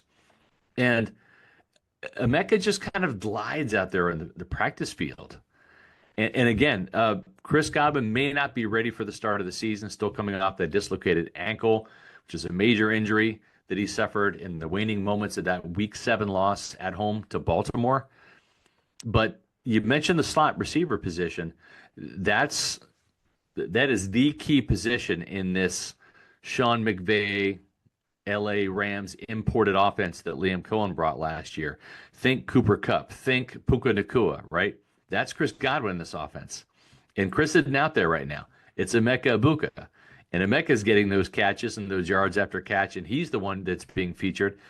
And the thing about Chris Godwin that we really came to see was when Bruce Arians arrived in 2019, with his kind of vertical based offense that he had in Arizona, that he had in Pittsburgh. That offense ran through the slot receiver. And that's why when he went out to Arizona, he moved Larry Fitzgerald into the slot. Bruce Arians did, and kind of like revived his career a little bit and extended his career because that was the featured receiver spot in the slot as opposed to the outside. And we've seen that with Chris. The difference is that was a more vertical based attack. Those were more deep shots down the seam to Chris and to Gronk when he was here catching passes too from Tom Brady. But this is a little bit different. This slot role that Egbuka is playing now and that Chris plays is yards after catch. It's catching the short and intermediate stuff that's kind of schemed up across the middle, and then getting the jailbreak and taking it for your yards after catch. It's getting a 7-yard catch, turning it into 17 yards, and that's something that Chris and Egbuka are really good at. They're both physical. They both have size, 6'1", 205, 210, and they have enough speed to where they can make you miss or they can break a tackle. So I think Emeka Egbuka is going to help this Buccaneer team at the beginning of the season, because I don't think Chris Godwin's going to be ready for week 1, maybe week 2 or 3. Egbuka is going to be a starter. But then he's going to be the number 3 receiver when Chris gets back. He's not going off the field. This is an 11 personnel offense, 3 receivers, and I could see him getting a lot of playing time and catches this year. Absolutely. Like I said, he was my number 1 receiver this past draft class. I'm a little bit of a homer for Ohio State receivers as a Jets fan. Yeah. But I thought it was a great pickup. So my next question, I want to go to the defensive side of the ball, just because I'm always curious. You guys have I've always felt the Bucs have had a stout defense in terms of they for that division, at least they're one of the better defenses in the league. Yeah. How do you feel about the addition of Hassan Reddick? I'm always curious, especially being a Jets fan, what we went through last year. Right. What he did with the Eagles. How do you feel he fits this defense, and how do you feel he meshes with this group? He said last year that his time in New York was bizarre. That's how he phrased it. And I think he's ready to kind of make amends for that. It was a kind of a calculated gamble. It didn't work out. He wanted to get a new contract, ended up sitting out the entire offseason, then training camp, then the first 7 games, and then it's like by the time he took the field, the head coach wasn't even there anymore, right? I mean, Saleh got fired. So it was just a weird year for Hassan Reddick. He's back with Larry Foote, who's the Bucs outside linebackers coach, who was actually his position coach when he was an inside linebacker back in Arizona when he was drafted in the first round. So there's a lot of rapport there. He looks at this as a fresh start. He's excited about the opportunity to kind of revive his reputation a little bit, right? He's a double-digit sacker for 4 years, goes up to the Jets, has 1 sack in 10 games, and I think he's looking for that one final cash-in contract, whether it's in Tampa or somewhere else, but he's going to use this opportunity to I think, take the league by storm. The interesting thing, too, about Hassan Reddick, this is going to be a revenge tour for this guy. He's played for 4 teams in the NFL. He's played for the Jets. They're on the Bucs schedule. He's played for the Eagles. They're on the Bucs schedule. He's played for the Panthers. They play them twice. And he came into the league as an Arizona Cardinal, and the Bucs also played the Cardinals this year. So every single team that Hassan Reddick has had the chance to play for, he's going to face in one season in Tampa Bay. He's pretty fired up about it. That's wild. He's on a very good team. He has a chance to beat them all. And I hold up the Michigan logo because Larry Foote's a former Michigan player. They got Christian Izzian. He's a Rutgers guy. Come on now. Rutgers, yeah. But I guess I'll stay on the defensive side. I did have offensive questions, but I wanted to ask about Lavonte David because he's been consistently such a reliable linebacker for this team. And I don't know. I guess I hear the word underrated thrown around a lot. Yeah. I don't know how you can underrate or I guess devalue somebody who's been so good in the league, but I don't know if he gets the love that he deserves, especially on this Buccaneers defense, because I remember in that Eagles game 2 years ago when they beat them in I think it was the wild card round, right? Yeah.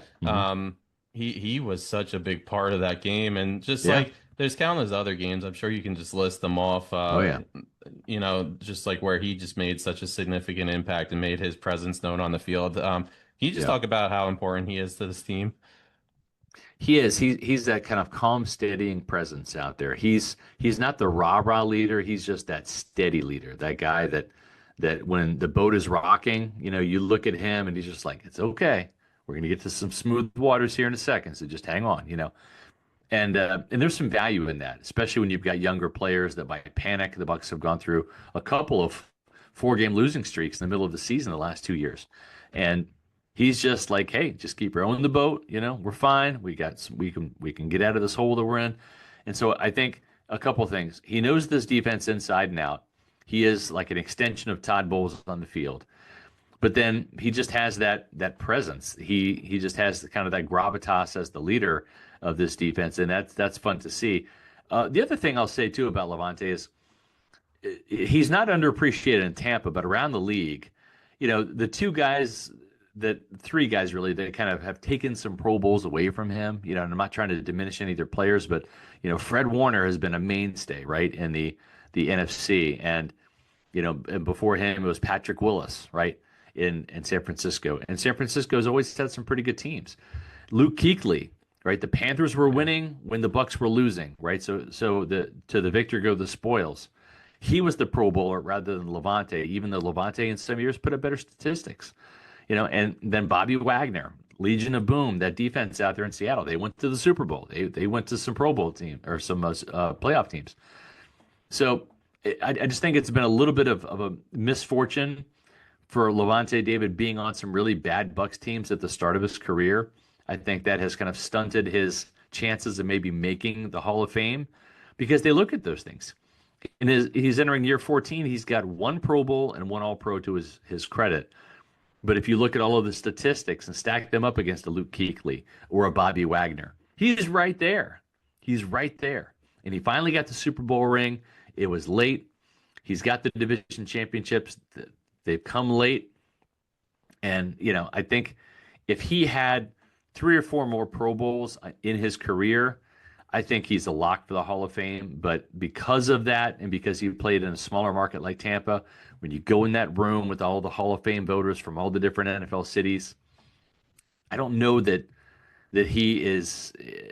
He might have to wait a bit. If he gets in, he's not going to be a guy that's going to get in soon. It's going to be a wait, kind of like it was for Ronde Barber. Yeah, Ronde Barber, excellent. What a family. Tiki Barber too, a great running back. But yeah, sticking on the running back position, it wouldn't be a Buccaneers discussion without bringing up what Bucky Irving did for the team last year. Because I think 2 years ago, a lot of people got very excited about Rachaad White, which, rightfully so. He was pretty much kind of a 3-down back because he could catch the ball out of the backfield. But then he kind of took a step back last year. Bucky Irving came in. And I don't know if the intention was ever for Bucky Irving to run away with the position the way he did, but once he started putting up the numbers that he did, I think the coaching staff was kind of like, how can we go back? And now you talk to anyone across the league, and it sounds like people are saying like Bucky Irving could turn into a top 5 running back in the league, even if he continues down the path that he's going. But he was drafted 125th overall. Yeah. I guess my first part is, did the Buccaneers know what they were getting out of him? Because it seems like they really liked his ability to catch the ball out of the backfield. But then again, you had Rachaad White who could do that. I remember watching a lot of his Oregon games, and he was just explosive. He would go, he'd be at like 40 yards rushing in the third quarter and just have like a 60-yard run and take it to the house, and all of a sudden he's over 100 yards for the game. But I think like he's a good combination of strength and speed, and that's probably what the Buccaneers saw from him, that not only can he run through the tackles, but or between the tackles, but he can also take it outside, and he has that quickness. He's got some make you miss ability, right? Yeah. And in the NFL, it's not about 80-yard runs; it's about 18-yard runs, right? Because you don't have those 80-yard runs. You don't have the wide side of the field like you have in college, right? Everybody can tackle. Everyone's fast. When you're an NFL safety, you know the proper angles to take. You're not out leveraging on your run a redshirt sophomore.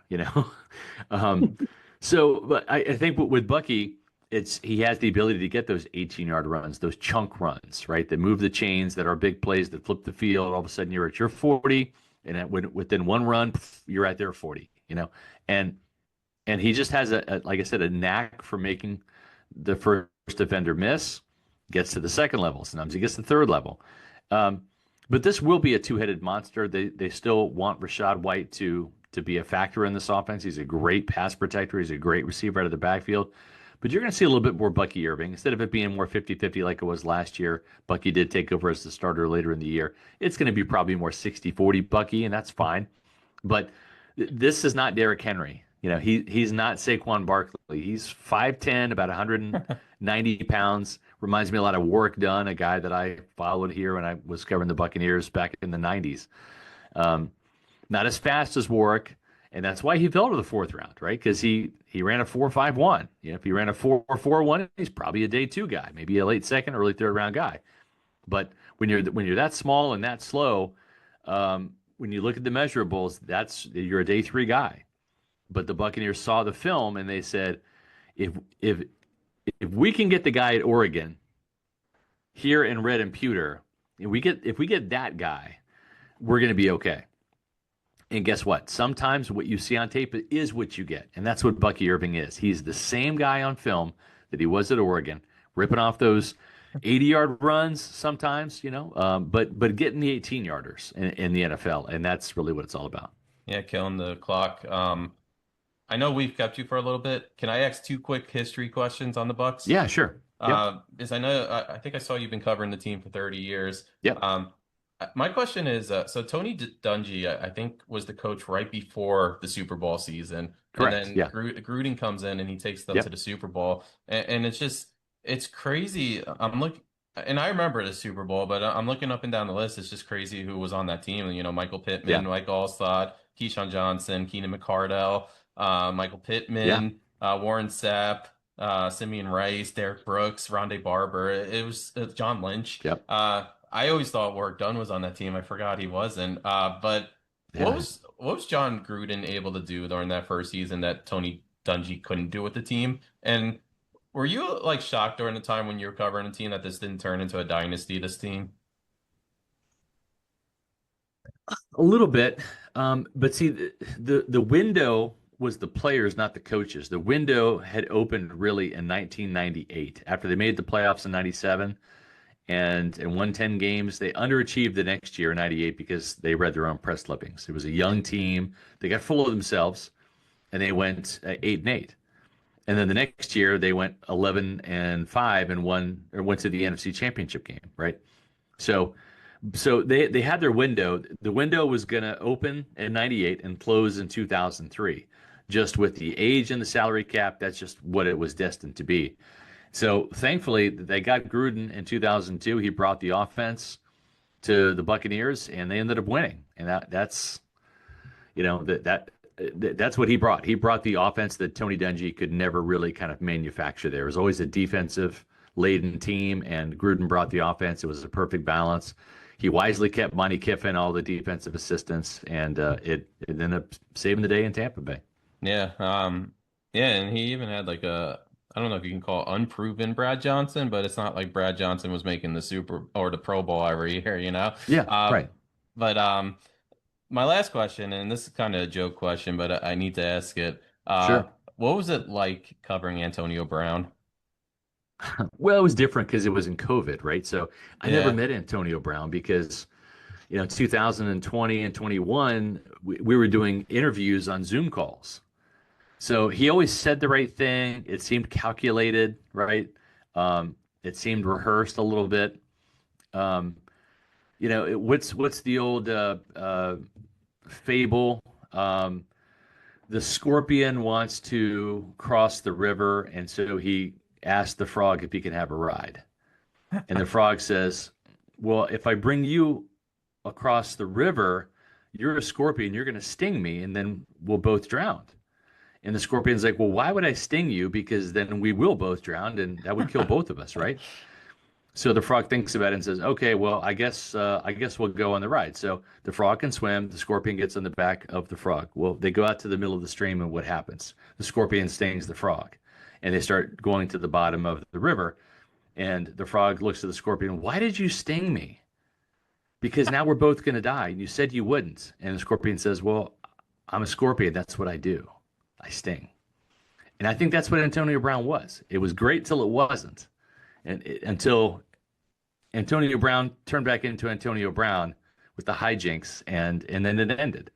So, and it stinks because I think that if AB had continued to play in that 2021 season rather than doing the peace out against the Jets, they probably beat the Rams. They probably beat the Rams, and they probably win the Super Bowl because they would have beat the Bengals that year. That was I'm a season ticket holder for the Jets. Probably one of my favorite moments because I thought we had the game in the bag, and you guys still came back and beat us. Oh yeah. It still stings, but I could say when we spoke previously when we did our Saints report, Steve was at the game, the last game Derek Carr played. I can honestly say I was at Antonio Brown's last game. Funny how that works. That's right. He probably should have been on the Jets, Mike. You know what? I'll be honest with you. In 2001, I would have probably taken him, but still would have been where we are. Scott, a lot of times at the end of the interviews, I say that was fun, good stuff. But I can honestly say that I've done a lot of interviews over the past few weeks, and over the time of this podcast, that was one of my favorites. That was really cool stuff. I appreciate it. I can it was see great why, talking football with you guys. Yeah, I can see why you're so respected in the Tampa Bay community, and you to me are the media presence for the Buccaneers. I appreciate it, Stephen. Thank you very much. That means a lot. I really appreciate it. We take a lot of pride in what we do at Pewter Report, and so I greatly appreciate that. Thank you very much. Did you guys recognize that? And had a great time in the podcast. Let's talk some football again, man. Yeah, so that was Scott Reynolds. I actually told him at the end of the interview, and I truly mean it. It was, from a media personality standpoint, that was one of my favorite interviews. He just really down-to-earth guy and knows his stuff, and has been covering the team for over 30 years, I believe. And he was there for that Gruden Super Bowl that we were talking about, actually, and I did ask him about that. But let's talk the Falcons. I think they're widely... Who is your least favorite? Don't answer that. Yeah, I would, don't answer it. We don't have enough followers to make enemies, so let's be polite to everybody. Yeah. Until we get big and then crush all our enemies. Yeah. So and then we can be jerk offs. Exactly. But now, about 900,000 followers. I think that's the jerk off cutoff. Where you can feel comfortable. 900,000? That's I don't know. A big following. I think if we get to like 50,000, we can be jerk offs, kind of. What do you Whenever think? the sponsors start coming in, that's when we know. Okay, and then we lose them after we start acting like jerk offs. And gain new ones. But yeah, so Falcons, I think the biggest thing going into the season is the quarterback position. Michael Penix took over last season for Kirk Cousins, who they gave all that money to during the offseason, and he pretty much held on to the position. I forget how many games he started, actually, but it looks like he started 3 games at the end of the season. His first start was actually against our New York Giants, where he threw for 202 yards. Wasn't a great game for him, but they still won 34-7. He had major accuracy issues, and that was different than what his college football self at Washington was like, because he was one of the most accurate quarterbacks in college football during his final season. He completed 58.1% of his passes. Yeah, I was looking at his stats based on what I thought I remembered and how the media perceived it. Like, this guy was, like, not only picking up the slack, he was better than Kirk ever was. Yeah. And I was like, 58%, 3 touchdowns, 3 picks. Yeah. One of those was against the Jets, and the other one was the Panthers, so it's not like they're playing, like, powerhouse. No offense. Yeah. Playing like powerhouses. So no, you're correct. And the Giants, obviously, who are like, I think 2-12 when they played. But yeah, it shocked me how underwhelming his stats were compared to. No, they also played Washington. I think Washington was the other game he played, not the Jets. I think maybe he played the Jets. I fucking forget. I know he had like a game-tying touchdown against Washington, and that's like the one thing that jumped out to me. Yeah, Giants, Washington, and then the Carolina Panthers. And to me, oh, sorry, Jets caught us straight for no reason. They played the Giants, who were shittier. They catch enough strays. Why you got to do them like that? I don't know. But Sorry. I think the thing for the Falcons, first off, the whole timeline was interesting. They bring in Cousins for all this money, and then they draft Penix at number 9 overall. And this was a amazing quarterback class. It was the Caleb Williams, the Jaden Daniels, the Drake May, J.J. McCarthy, Bo Nix, and Penix. And I think the Falcons wanted a piece of the cake, so they drafted him. But they also were looking at QB of the future. And I don't know if Cousins was too pleased about that. You bring him in, he probably feels like he has all this time left when he's really he's above 35, right? But the thing with Penix is he left a lasting impression, and I know it was against the Panthers, who had one of the historically worst defenses ever. But he went 21 of 38 for 312 yards in that last game, threw for 2 TDs, and they lost to the Panthers actually in overtime. But I guess, John, I'll ask you this: in a situation like this, where you have the veteran, and you can't really move him because he's, I think, owed like some crazy number this season, and no team's going to take it on. Would you have pulled the trigger so early? I know Cousins was injured that week, but would you have made it more of a QB battle going into the season, or are you giving it to your rookie, your quarterback of the future? I think the team's going to decide that. If the team wants to have big Penix energy, then they're going to have some big Penix energy. You know what I mean? And it feels like,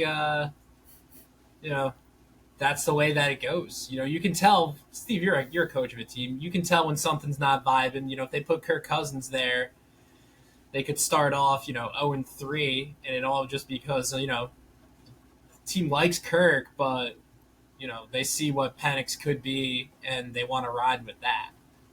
So I wouldn't be surprised if there's a quarterback that gets hurt, in the first couple weeks of training camp, like always, and Kirky boy ends up there. I mean, it would make it a lot easier if, easier to hold on to Kirk if, they were kind of the same quarterback. But not only are they not the same type of quarterback, but one's lefty and one's righty. Yeah, that you have to do so much different with your offensive line, specifically the left and right tackle in that instance. So I just think it's time, and it's better to go in to the season with a clear plan, knowing that, especially if you're giving it to the kid that has played but not played as much, whereas Kirk Cousins can come back, easier if he has to play, 7th, 8th game of the season. Yeah, no, I get that. I think they're kind of rushing along the process. The talent's all around them. Let's not forget that. Like, this was a team that a lot of people felt like was going to be in the playoffs last year. So they have to be highly confident in Penix to make this move, and they did make this move. So I think they think he can develop and become their guy this season, and we'll see how he moves along. I feel bad for Cousins because I do think there's some gas left in the tank, but I mean, he wasn't great. Remember how well it was going early on? The who's in the trap, we in the trap, or whatever it was? I don't remember. And he had that 500-yard game against, I think, Tampa. And people were saying, the Vikings, what were they doing? Well, they beat the really, Eagles, I think, too. On, Sunday or Monday it was like night. a comeback win, too. Yeah. Yeah, I mean, there was some promise, but he was also a little careless with the ball. He had 16 interceptions by the time he was benched. So, I mean, he was hurt. It was clear he was hurt. It went downhill before he got benched. That makes obviously it did. Otherwise, why would he get benched? But true. Yeah, I think when he was healthy, he was still putting up numbers we're used to. I guess benched is a tough word, just considering that he had some medical reasons for being out, not on the field. But, I mean, regardless, Penix is the starter. But this Falcons team is probably going to go as far as the running back position is going to allow them. I mean, Bijan Robinson was unreal last season, 1,456 yards. rushing, 14 touchdowns. He really turned into that guy that they expected out of Texas University.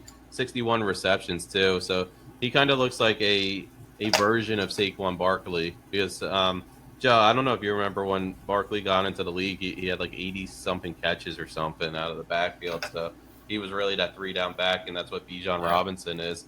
I think it was more Eli couldn't move anymore, and the offensive line, like that was all he could do. I'm pretty sure there was that one game he had like 17 catches for 80 yards or something.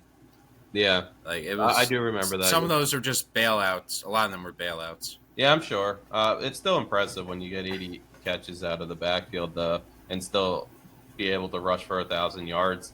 I mean, Barkley's just a freak, and we saw that. But Bijan, there's a lot of people who are going into this season, and I hate to bring up fantasy football again, but people have Bijan Robinson as the number one guy on their list for fantasy football this year. And I think the interview I did I quote unquote consider it my Carolina Panthers representation. I did ask some Panthers questions, but I asked the NFC South as a whole. And Aaron Schatz, I think, said Bijan Robinson is trending.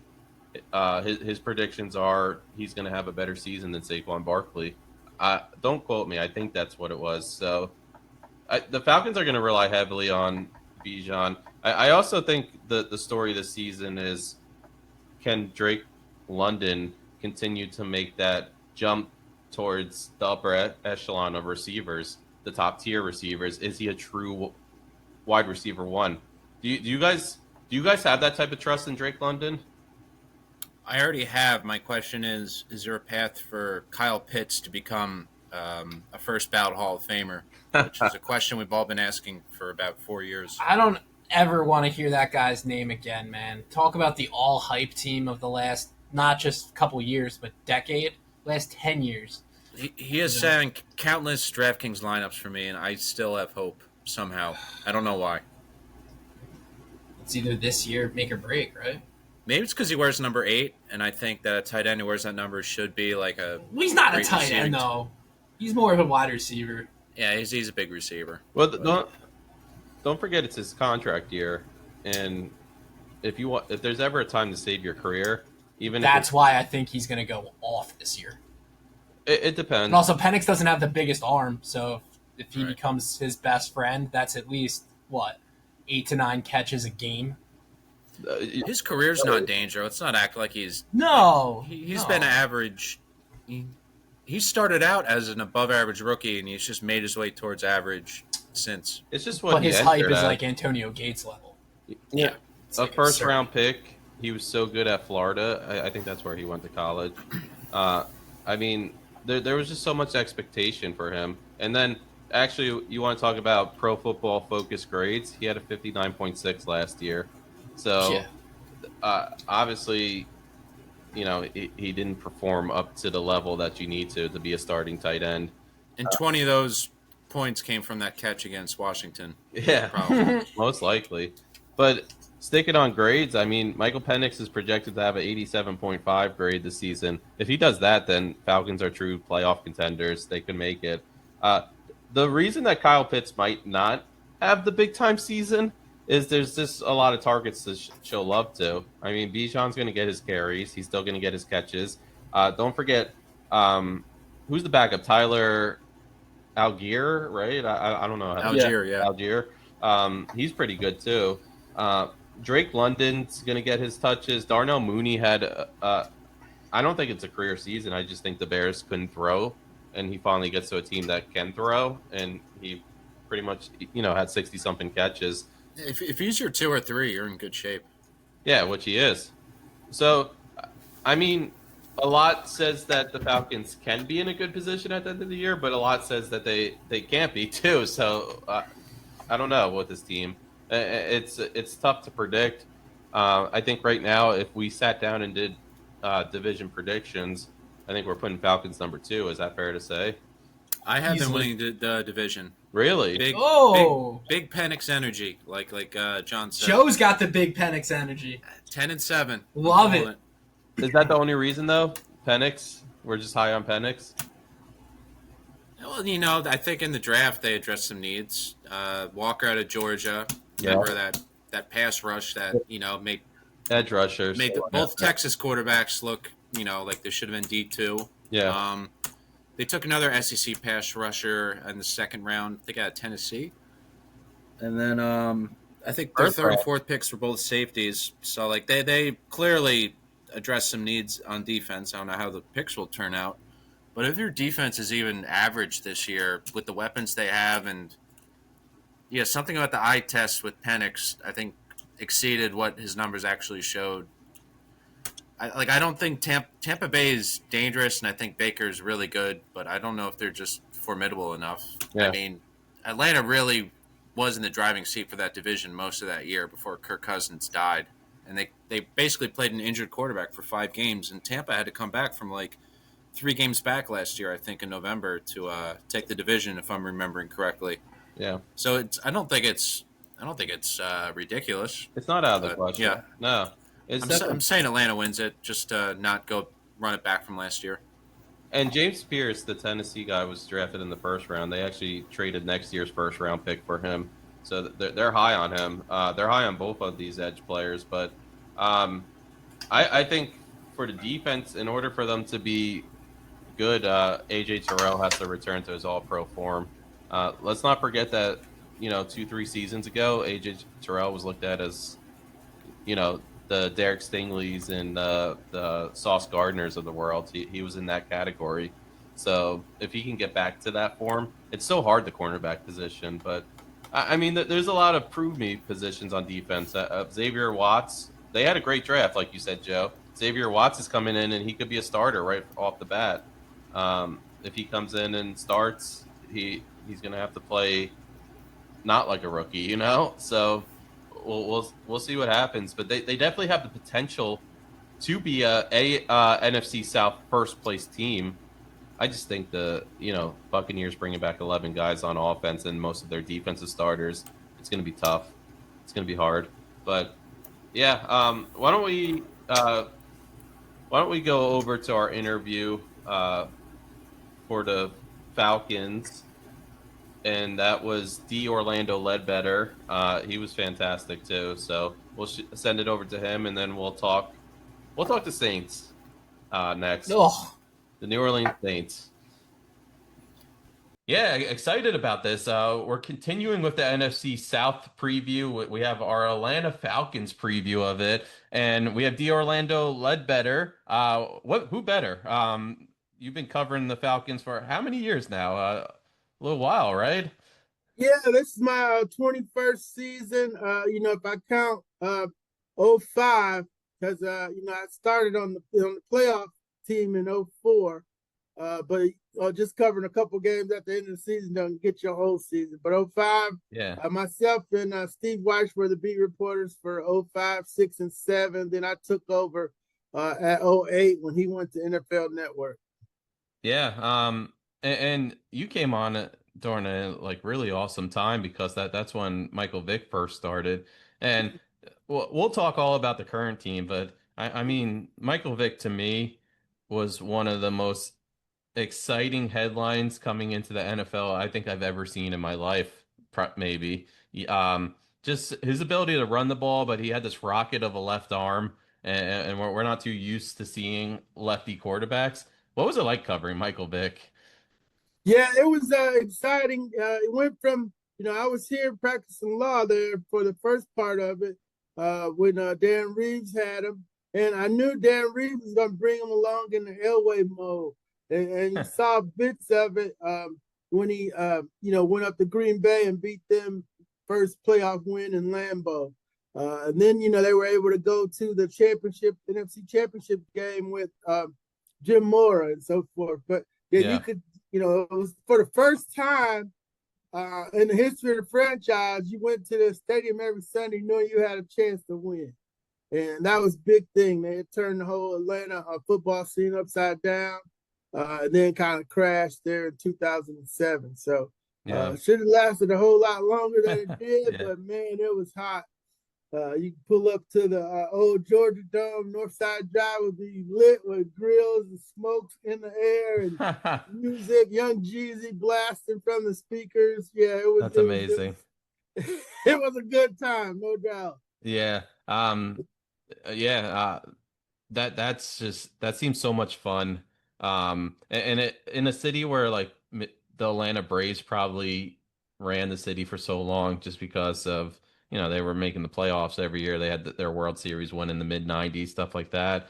But was that like I hate to talk about like still love Michael Vick to this day. Happy that he found a head coaching position. But the news outbreak that kind of derailed his career midway through, and I'm happy he was able to rebound. Was that one of the most bizarre stories you ever came across? Oh yeah, that was yeah. I covered the Peter Rose Major League Baseball trial in Cincinnati, so that was wild. I mean, I wasn't Yeah. one of the main writers on that, but just seeing the cards and getting the calls and seeing my editor scramble and getting the calls, and when they know he's like, oh shit, oh heck, they got him. I heard it when the FBI calls that his signatures were on the cards. Yeah. At that point, we knew the local hero was going down. Oh man. And so that I was one of the feature writers. I did Giamatti.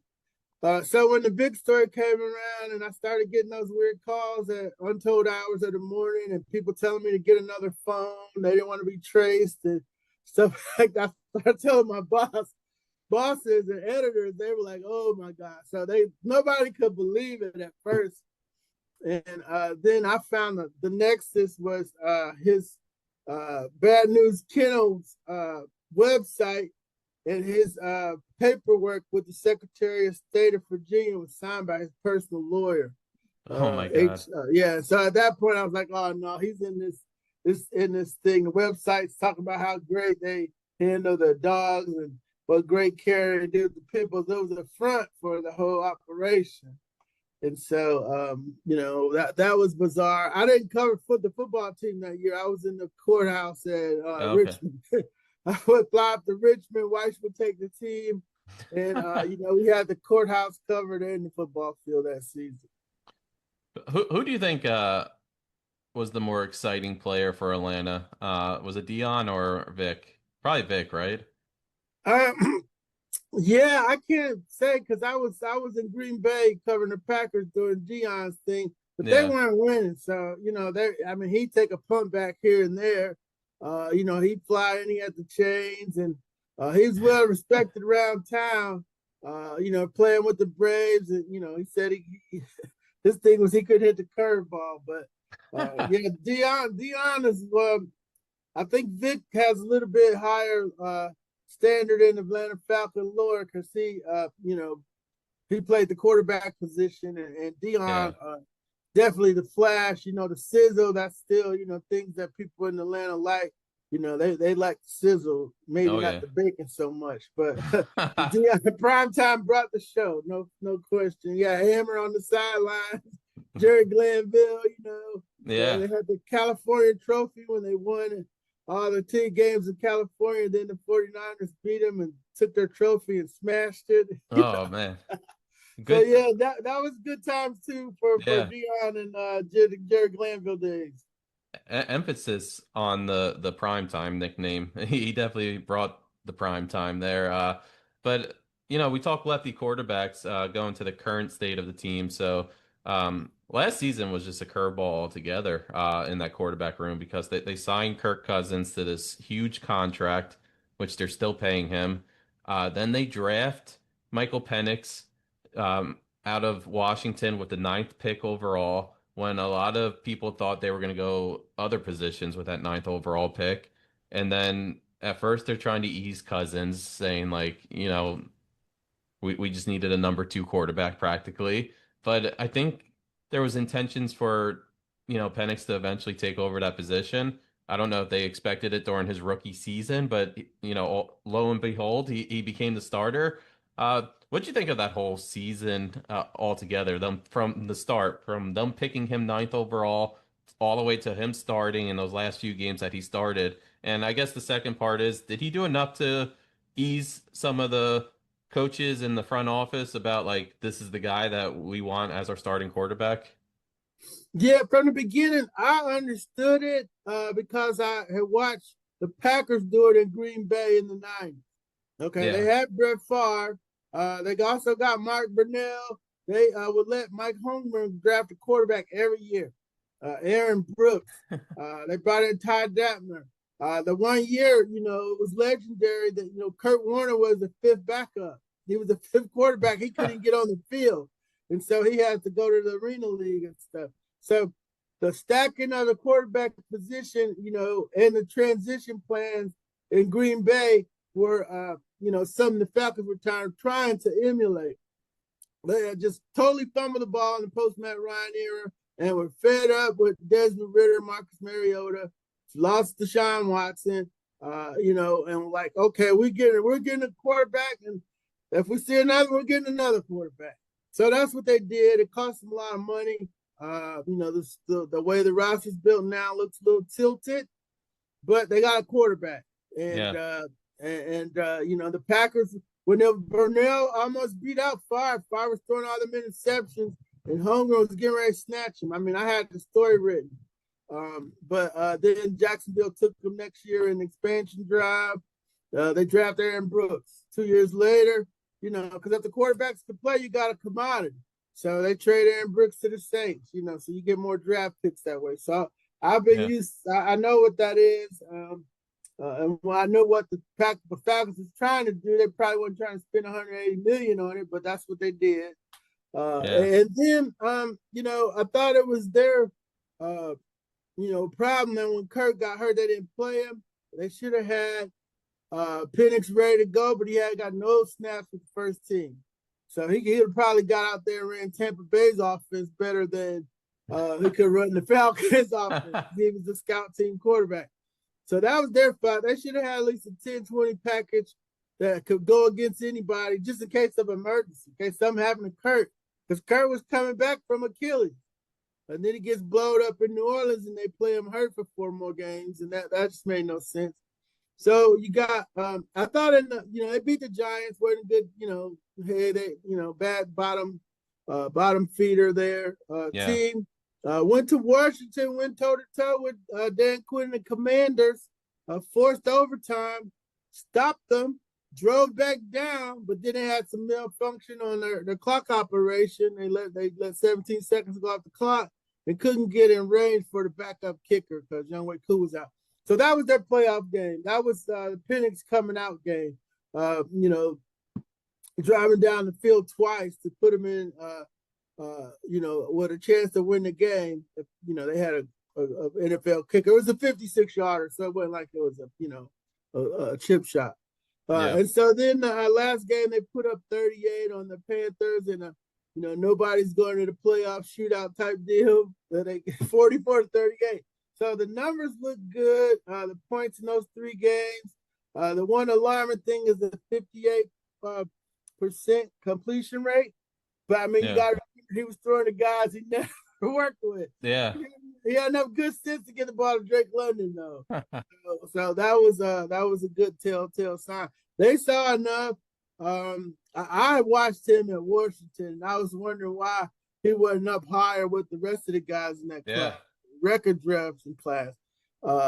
So I thought he was better than Drake May, but we'll see. Time will tell on that.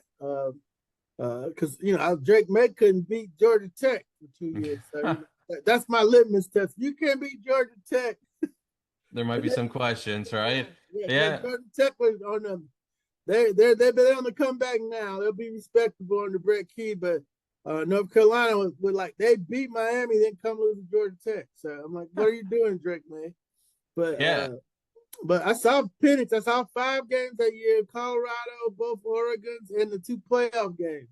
And I was like, man, him and Romeo Duze and the other receivers, they were sweet, man. They were throwing that thing around until, Michigan lit them up a little bit there in the playoffs. But I was wondering all along that, hey, this kid looks fine to me. And, the injury history comes into play. But, as far as throwing the ball and getting it up the field, he did a great job of that in college. That should be a transferable skill in the National Football League. Yeah, there was a few things you mentioned. He did have the injury history, which is always a concern, and I think that to me at least, is the reason why he maybe wasn't grouped with like the Caleb Williams of the world, the Jaden Daniels, the like you said, Drake May, JJ McCarthy, Bo Nix.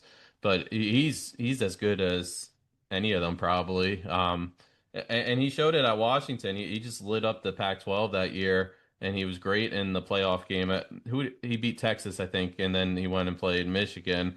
But one thing you mentioned was 58% last year with the completion percentage, where I think he was one of the most accurate quarterbacks in all of college during his final year at Washington. So that's not concerning because, like you said, he was learning to throw with new receivers and he didn't take first team reps all year. But I want to kind of talk about Kirk Cousins too, because to me, it looks, he's a competitor. He's earned his right to kind of go out on his terms, I guess you could say. What do you do in this situation with Cousins? Because I don't see a world where he's happy being the number two, especially when he thinks he has some gas left in the tank. Like, do you let him? Do you see how far you can go with him being on the bench so that you can maybe see if he like continues to take Penix under his wing and teaches him the ins and outs of the NFL? Or do you give him his wish? And there are teams out there that probably need a quarterback. Like, do you eventually get rid of him? You try to do what's right by Kurt. They gave him $100 million, so That's they tough, want to yeah. make. They're like, hey, we also want to do what's right for the Falcons, and so cutting him would not be what's right for the Falcons. That you got a salary cap hit that'll be, just enormous. Mm-hmm. And the trading thing's a no go because nobody's Taking that got on. 27 million under the cap to take it on. And then the Falcons are asking them to take 20 of it, or allegedly, and so they'll pay a nominal amount of it. So there's nobody to deal with on that. There's no it's untradeable is what it was described to me. It was like, it's the Russell Wilson situation. They can cut him and live with the hit and move on. Or nobody's trading for him. It's an untradeable contract. So they decided to, hey, well, we're gonna live with them. And from what I'm hearing, a couple guys today were like, yeah, Kurt's still helping him out. If he doesn't know stuff, Kurt's been a real trooper. And about the only thing they can hope for is some, you don't want to wish this on anybody, but it happens. Somebody gets hurt. Achilles, Aaron Rodgers on the first play a couple years ago. They need a quarterback. Then they find some way to get Kirk Cousins out of Atlanta. A couple years back, what's our guy there? Went to Purdue, Cutler. Jay Cutler had retired. Okay, and then Tannehill went down and on a shotgun snap in Miami. He was done for the year, and they called Cutler off the couch, gave him $10 million. And, that was it, so something like that's going to have to happen for Kurt to get moved. But after this year, it's doable. Contract, the hits a little bit more doable, and if the cap goes up, that'll help you absorb the last 2 years of the contract. Absolutely. And just staying on the offensive side, 2 years ago, the Falcons drafted Bijan Robinson in the first round, and I think a lot of times the unwritten rule is don't take a running back so high. But you saw the Giants do it with Saquon Barkley. You've seen it several other times. I'm pretty sure Adrian Peterson went high when he was drafted by the Vikings. So it does happen when you feel like there's a talent that can be I guess, generational talent. And I feel like, that's what the Falcons feel like they have with Bijan Robinson. And the first season was a learning curve, but last season he really turned it on. And now if you look across the board, like people are rating him a top 3 running back. I know in fantasy leagues, he's the guy that everybody wants. He could go number 1 in a lot of fantasy leagues just because of what he can do on a weekly basis. What have you seen from Bijan? Especially that transition from rookie season to, his sophomore campaign where he really started to get comfortable and turn it on. Yeah, last year I was like, wow, he was a lot bigger than I thought. He's sturdy. He's he's got the moves. He's not a little bitty, scat back type, So I was like, thought that he could hold up between the tackles just enough, and was dynamite in space. So they compared him when he was coming out. It was LaDainian Tomlinson, Barry Sanders, and Marshall Faulk. So I'm like, okay, just get close to any of that, and you're good, And so I got to go back and look at the first years. The second years he's done. I tracked the first 3 years. I did that with Calvin Ridley and our guy coach Marvin Harrison. People were comparing.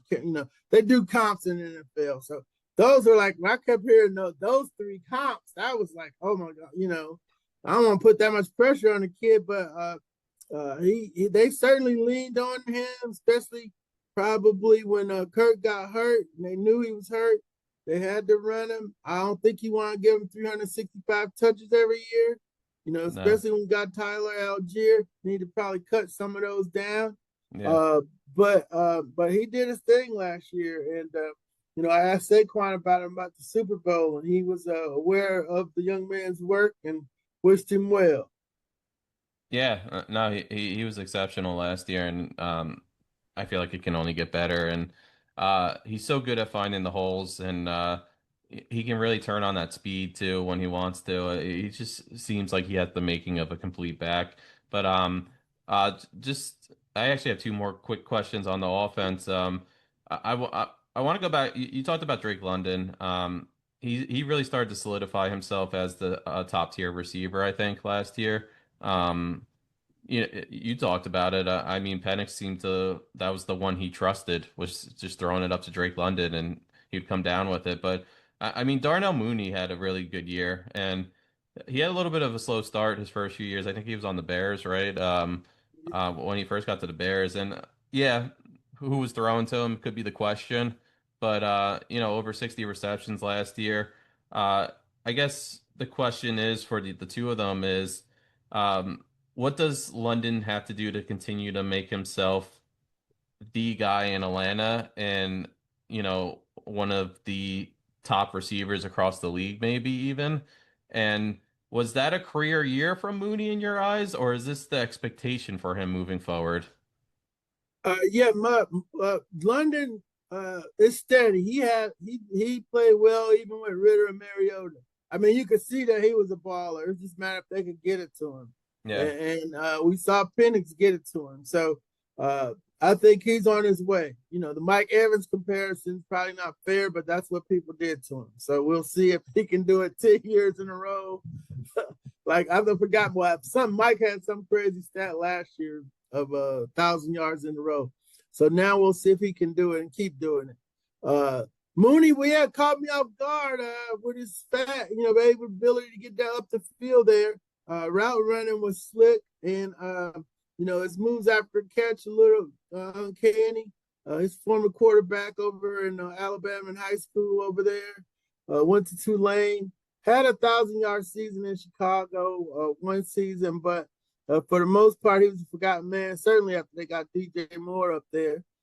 So he caught me off guard as a former 5th-round pick. I wasn't expecting that. So we'll see if he's going to be able to continue that. London will get the attention, and then, Kyle Pitts will still get the attention, which will leave Mooney in one-on-ones, and he'll have to win. If they start doubling Mooney, then that means Kyle Pitts maybe gets the chance to fulfill all the things everybody thought he could do when he came out of Florida with the 4th overall pick. But yeah, London's fine. He's going to be okay. Mooney, I want to see that again because it was dynamite. And even Ray McLeod had a career year also with the Falcons, and he was more a 3rd down over the middle zone beater guy. And Kurt knew how to go to him. So and Penix and Ray from Tampa, they know each other, been playing together. So I expect to see that continue also.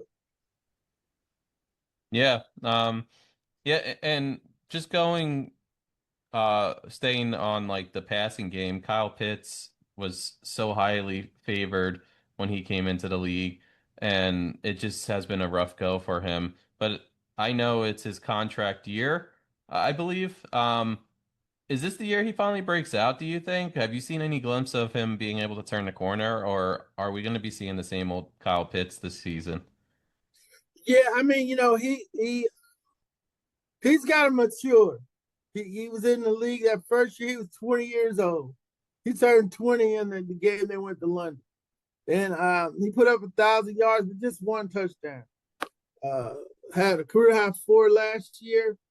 If he grows up and can play on a consistent level and stay up there, maybe they have something there. But I mean, he hasn't been able to do it. So, and he's had 4 years to do it. It was, you can't keep making excuses about a knee injury that took you out in the second year. That injury shouldn't linger for 3 years.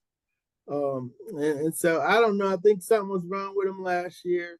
His play snaps decreased to 50% towards the last 8 games of the year. Might have been a foot issue there.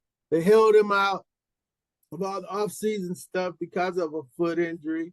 I do know the 3rd year they had a big hand thing on it. They didn't want to say his hand was broken, but but at some point you got to make the plays to warrant your stay in the league and warrant a contract. And we'll see if he can do it this year. Absolutely. 2 quick defensive questions. My first one is, so the Falcons made it a point to draft, defensive end, edge rushers, in Jalen Walker and James Pierce Jr., which I'm a little surprised James Pierce Jr. Dropped to pick 26 like he did, because some of the early draft boards showed him a little bit higher. But, he's with the Falcons. Was that like I guess the pressure they were able to put on the quarterback last season, was it that bad where like the first 2 picks of the draft had to go towards that, or was the James Pierce pick just taking the best talent on the board? Yeah, they I think the bad pass rush was that bad. It's been that bad for a while. It's been bad for they got the least sacks over the last 20 years. So they had John Abraham, they had a Vic Beasley flash for 1 year, but as far as getting after the quarterback on a consistent basis, they haven't been able to do it. So, but yeah, I thought it was a little rich moving back in for Pierce, because you could have set at 2 and got Rezeke, who went to Dallas, Boston College kid. A little smaller, but maybe not as explosive as Pierce. But Pierce, 6'5", 245, they're trying to put some weight on him.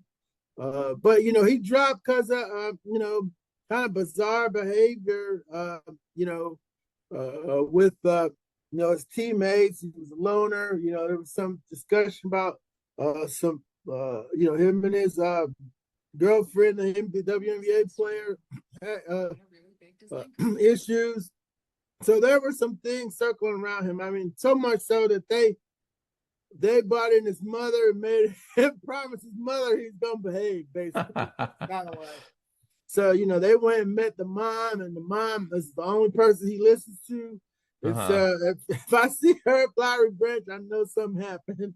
But that was because they don't like to take problem cases here, That's why Michael Parsons, they could have took him at 4 instead of Pitts. But he had issues coming out of high school. The kid from Marshall last year. Mike Green, right? Yeah, Mike Green had too many like, well, I didn't do nothing to her. I didn't get arrested. It's like, but you got kicked off the team, man. Something happened. So, they stayed away from him. He wasn't they weren't the only team to stay away from him. But they did enough background on Pierce to feel comfortable, enough so to trade their first round pick next year to get him. Yeah. Now they got to make him comfortable here and have him ready to, do something to help defense. He might not get the whole package here right away, but, 3rd down, if those 2 kids aren't out there rushing the passer, that's going to be a waste. You got to build them up. Yeah. You can't first round picks just because you were taking the first round. A lot of pass rushers don't do much that first year. J.J. Watt only had 5 sacks. Sure. I think T.J. might just had 7. That's one of the all-time Falcon whiffs when they took Tack McKinley up with T.J. Watt sitting right there on the board. So, yeah. But yeah, maybe they got it right this time and got the 2 guys that are going to get after the quarterback here for the next 10 years. Yeah, knock on wood. Fingers crossed. If they don't get pressure, it's going to be so important for the secondary to step up. And I guess this is my last question. How important is AJ Terrell to this team? And do you think he can return to his all-pro caliber type talent that he was a few years ago? Yeah, I think he can. Raheem Morris was on the team on Dan Quinn's staff when they drafted him in 20. And so he knows as soon as he took over that year, because Quinn got fired 5 games in, he put AJ in his first game as the interim coach on Justin Jefferson, 1-on-1 as a rookie. So, and that worked out for him that day. They beat Kirk Cousins up and upset the Vikings. They were playing mad as the coach just got fired. So ever since that point, Raheem's been a big booster of AJ, and they're gonna try to push him to elevate his game. Because if he can, but the problem is he gets to sleep a lot because there's so many other people open. Yeah. The nickelback was giving up a 117, and Nate Lamb, another inside linebacker, was pass percentage on him was really high too. So they're giving up. They don't even have to get to AJ, because he's rocking it. They don't have to bother because they can get the yards off these other guys. So he needs to stay alert. So when it does come his way, he can make a play. He's had some problems in the red zone last couple of years. His touchdowns he's given up are too high for my liking for $81 million cornerback. But sure, Raheem likes him, Jerry Gray likes him, Justin Hood likes him, and so they're gonna push him to earn his money, basically. Absolutely. I mean, he can be exciting, but that cornerback position's tough. We see people come in, they put up good numbers, and then you don't hear from them the rest of their career. But hopefully he doesn't fall asleep this season. But one thing's for sure, we'll let you get some sleep now because you got a big day tomorrow at training camp. But that was awesome stuff. D. Orlando Ledbetter writes for the Atlanta Journal-Constitution. To me, one of the consistent writers in the Falcons community, the go-to source for the Falcons. So definitely check out the work from D. Orlando Ledbetter. But thank you so much for coming on. That like I said, that was really awesome stuff. Well, thank you, Steve, for having me. You have a great season yourself. Okay, so that was D. Orlando Ledbetter. Awesome interview. We're going to talk to Saints now. So storylines for the Saints. I think there's a few of them. I know we were joking around off camera, but yeah, right, that's staying in. They're fucked. They're fucked. You heard it here. That's the breaking news. For us. Your New Orleans Saints are fucked. Yeah. That's all. We're going. We can kick over the Saints interview right now if you want. Yeah, interview time. We don't need to talk about the Saints. But yeah, I mean, Kellen Moore's coming in. So he's the new head coach. He's coming over from the Philadelphia Eagles. He was the offensive coordinator. We obviously know how good that offense was with Jalen Hurts, Barkley, A.J. Brown and co., Devonta Smith. He had so many weapons, and now he's coming over to an offense that doesn't have that type of weapons. I mean, Alvin Kamara's been on a downward trend. Fun fact, Alvin Kamara's never had a 1,000-yard rushing season. He's had 480 reception seasons, and I think that's his bread and butter, but I was surprised by that. I thought he would have had at least one. Chris Olave, and we called this the hospital ball last season when Derek Carr threw the ball across the middle and he just got smacked. I don't know if it was that. I think it was more just a careless pass, and Derek Carr's been known for those, unfortunately. But how's Olave going to come back this season is my question. So there's a lot of storylines. Once again, we're starting at the quarterback. You want to say they're fucked? What a shit show of a situation. They drafted Tyler Shug, who's probably older than I am. Not really, but isn't he like 24, 25 or something? Yeah, he's old. Is it really pronounced Shug? Shug. Like Suge Knight? Shug. Shug. Yeah. All right. I thought it was Show. No, it's Shug. It's definitely Shug. At least that's All how right. we said it during the interview. I don't know. We all. Good thing that was during tennis talk. That's true. Oh yeah, that was. Which we're keeping. Who do you think the starter is, Rattler or Shug? I just learned Shug's name. I couldn't give you a good answer on that. Wait. Those are their top two guys? Yes. That. Oh, they're more than fucked. Oh my god. Rattler looked lively in spots, but so is Tyler Palko. So I don't know if I really can say that I know for sure how it's going to turn out. I've read a couple Saints YouTube comments who say he's the guy from Saints fans. Who, Rattler? So they believe. I looked up Spencer Rattler highlights, and there was a bunch of Saints fans saying he's the future. So I'll go with them. Yeah, when He looks like something out of The Hills Have Eyes. Oh my god. He's not coming on. Jeez. No one from the Saints is. I think we already established that. Alvin Kamara, you can come on any day of the week. Spencer. Uh, Do I know what he looks like? what? But Rattler, when he got to college, he was supposed to be like the next big thing. Yeah, he was supposed to be like the next Pat Mahomes. Yeah. He's it's kind of Steph Curry if I squint. That's some scares heavy me. squinting right there. Oh, well, not the hair. I mean, his hair is vibrant. Yeah. So what's their over-under wins, you guys think? 4.5? 3.5? No, a little more than that.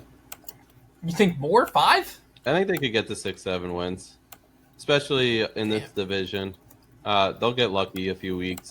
They still have some talent on the team. I don't know about that. I think the last remaining vestiges of that defense aged out. I don't. And I know they lost Lattimore 2 years ago, but just let's I not. feel like they were hanging on ever since Drew Brees left, just on the basis that they still had pretty good defense. Let's not forget the Honey Badger just retired too. Retired, yeah. Yeah. I mean, their captains of the defense are going to be the older guys. It's still Cam Is that like Jordan. Demario Davis? Demario Davis is guys. still going to be their leading tackler, probably. Is Cam Jordan still there? Yeah, Cam Jordan. He's a stud. Chase Young's there.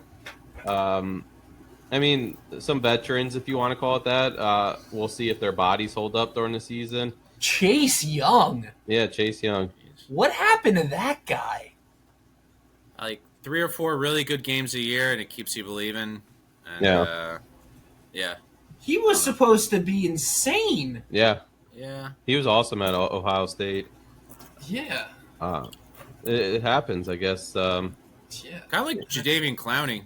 I was Although about to say that. Clowney's, he's actually made a Pro Bowl, I think. Yeah. Maybe Chase Young has too. I don't even know. What are we talking about? Remember when the Saints scored like 85 points the first 2 weeks, and people thought, "Oh my God, Derek Carr is going to be an MVP candidate." Yeah. Yeah. I forgot That was all fun. about That was a fun 2 weeks. That was Then a fun 2 Hospital weeks. Ball Betty came back. It was that Cowboys game Yeah, where they won week like 1, right? like 48-20 or some shit. Yeah. They just rolled them over. It wasn't the next game against the 49ers, or I could be misspeaking there. I think so, yeah. I don't know. That was I when just- the 49ers were bad. The next 15 just weren't good for them. No. Oh, No, but I mean, They didn't just come back down to earth. They crashed right through the ground. yeah, they Kobe'd real hard. but they core. still don't forget they still have they have Come on, man. what is that noise? What was that? I was slamming my keys because that was Oh. That's what he thinks of the Saints. hashtag Mamba mentality. I don't know. No, yeah, the Saints too. But they still have Olave at receiver. They have Brendan Cooks at receiver. That's a nice 1-2 punch at receiver. Alvin Kamara, if he can be a shell of himself from a few years ago. You know, you still have who's the guy who is the quarterback, but they use him on goal line packages.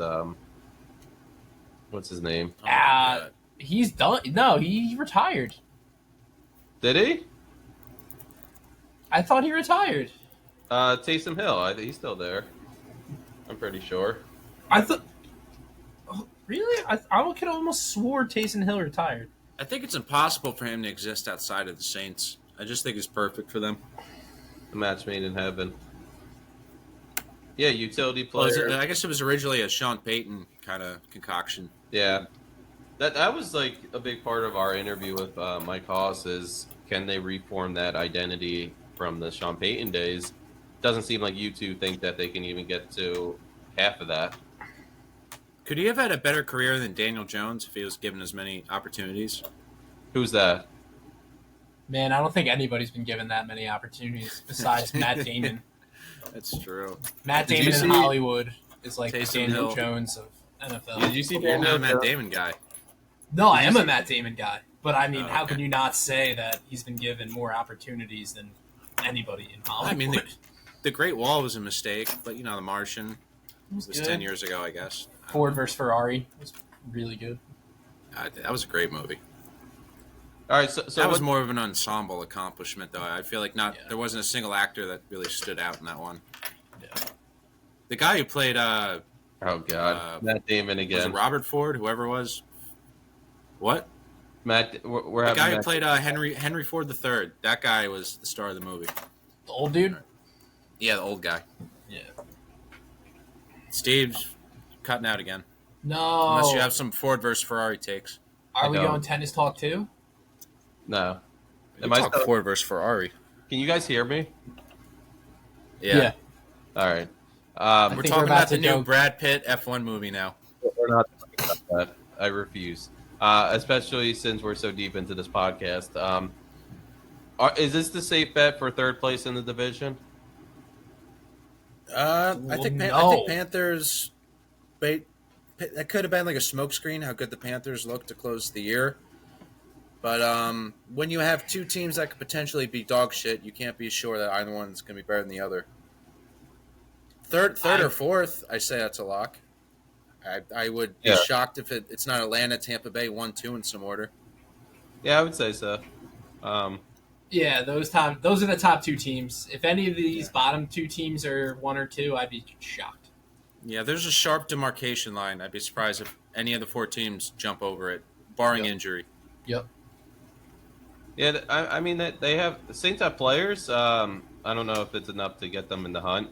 I mean, I was just looking at predictions for 2025. Kool-Aid McKinstry is supposed to be one of the most improved players. He's out of Alabama. He was a rookie last year. I don't think it's fair to call him a most improved player, but I mean, like I said, there's still some people that they can throw to. I think there's some people that are positive about the Saints going into the season. Mike Haas was one of them, so I'm going to throw it over to his interview.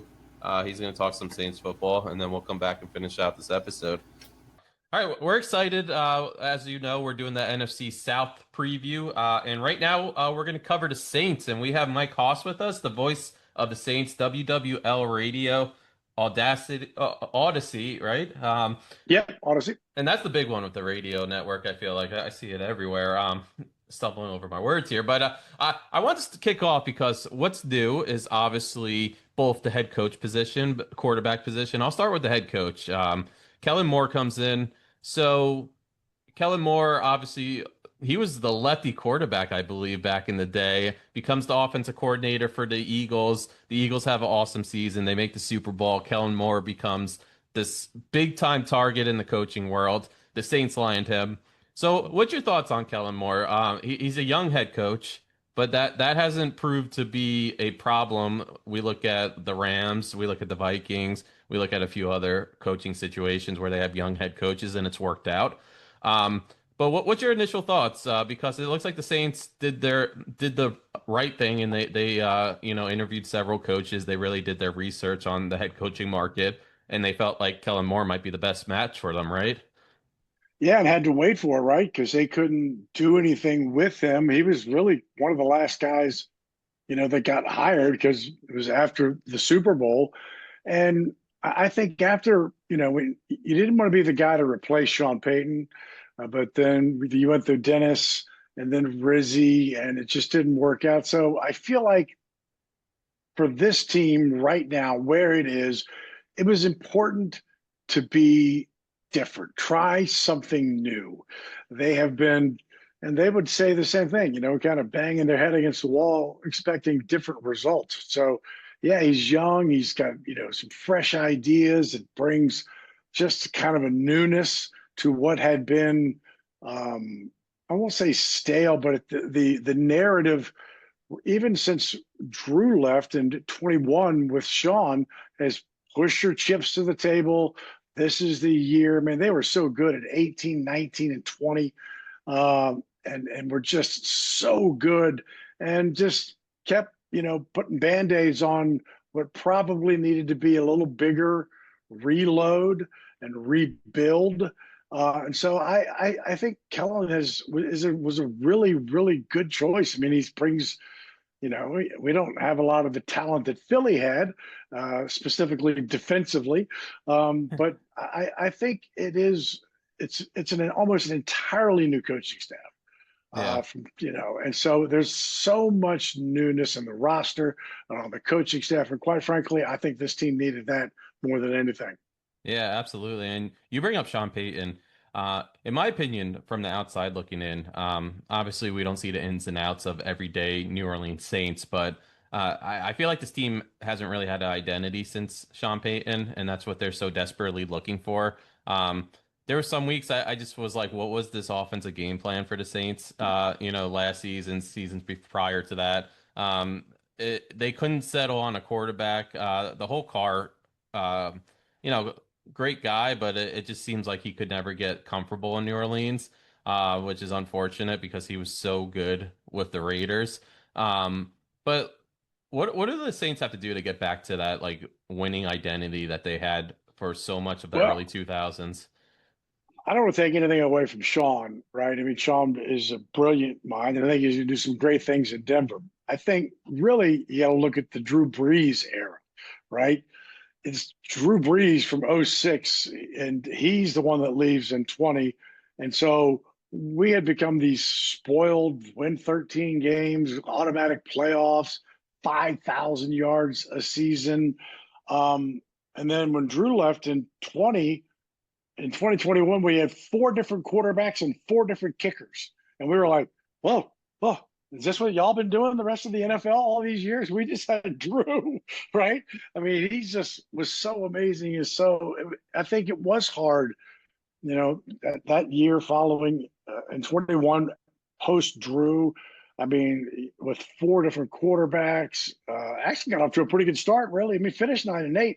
I will tell you this, and this is not part of any conversation, that if Sean Payton were totally honest, he would say that 2021 9-8 season where they just missed the playoffs because the Rams and the Niners kind of screwed them, but 9-8 with 4 different quarterbacks and 4 different kickers, and nearly it would be his best coaching job in the NFL. He might not say that, but I'll tell you, it was pretty impressive. But I think you're right.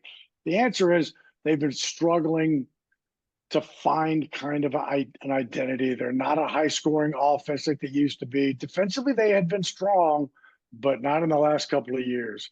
And now they're to a point where they cannot run the ball, have not run the ball well, and they are the next to last in stopping the run. And as you well know, in the NFL, if those are the 2 things you do bad, I don't really care what number 3 on the list is. If you can't run and you can't stop the run, don't worry about number 3. It doesn't matter. And that's been this team's problem. And is the quarterback of the future on this squad? I don't know, but I do feel like they've taken a turn mentally to say, well, it may not be a tear down, a rebuild. They are definitely, they used all 9 draft picks and trade away and get 4 guys. They went, deep. And I feel like they're going to let Kellen, kind of run the show for a little bit. Yeah. There's some really good points there that I want to address.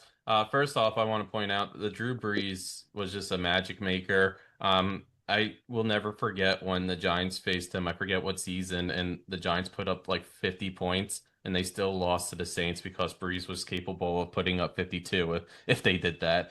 He just always found a way to win. That's who he was. He had a winning DNA in him, which you kind of need as a starting quarterback in this league. But 2 questions ago, you talked about them putting together entirely new coaching staff, and I thought it was great. They brought in Brendan Staley, the former Chargers head coach. And obviously, Kellen Moore is an offensive mind. He was offensive coordinator. So to me, I thought it was really important to bring in a defensive coordinator who could do his thing and not really rely on the head coach. And you're bringing in a former head coach as the defensive coordinator, someone who's trying to build himself up probably to get another opportunity in the league. Or if it's not another opportunity, then maybe make his identity. We talk about identity, his identity as a very successful coordinator. How important was it to get a Staley type as the defense coordinator? And what's your thoughts on him, like trying to work his way back? Well, I guess work his way back to like a favorable position because I feel like the end of his Yeah. Chargers time was kind of a negative in the mind of like the press and like the fans. Yeah, I'm sure he would say you want to be the hot coordinator again, right? He's a great coordinator, but he's not the guy. He's not the hot coordinator that they're going automatically thinking about the next head coaching job. I saw him as a coordinator first before anybody did in 2014 because he happened to be the defensive coordinator of James Madison University where I went to school, and I went back for homecoming, and Go I Dukes. told him the other day, I go, dude, I saw you in 2014. Like I've been fine, no one else in this room goes back as far as you and I did at JMU in 2014. But again, it's a similar situation to kind of just change, right? He brings in a different scheme totally. It's not a traditional 3-4, but it's a move from where the Saints were. So it's different styles of players, different body types. You got guys, Demario Davis and Cam Jordan and Carl Granderson and Chase Young, who are being asked to do different things, but the typical defensive end that we have seen in a Saints uniform might be a little different now because the edge might be a little more leaner, might be a linebacker, I hate to use the word Micah Parsons, but, in that, kind of that build.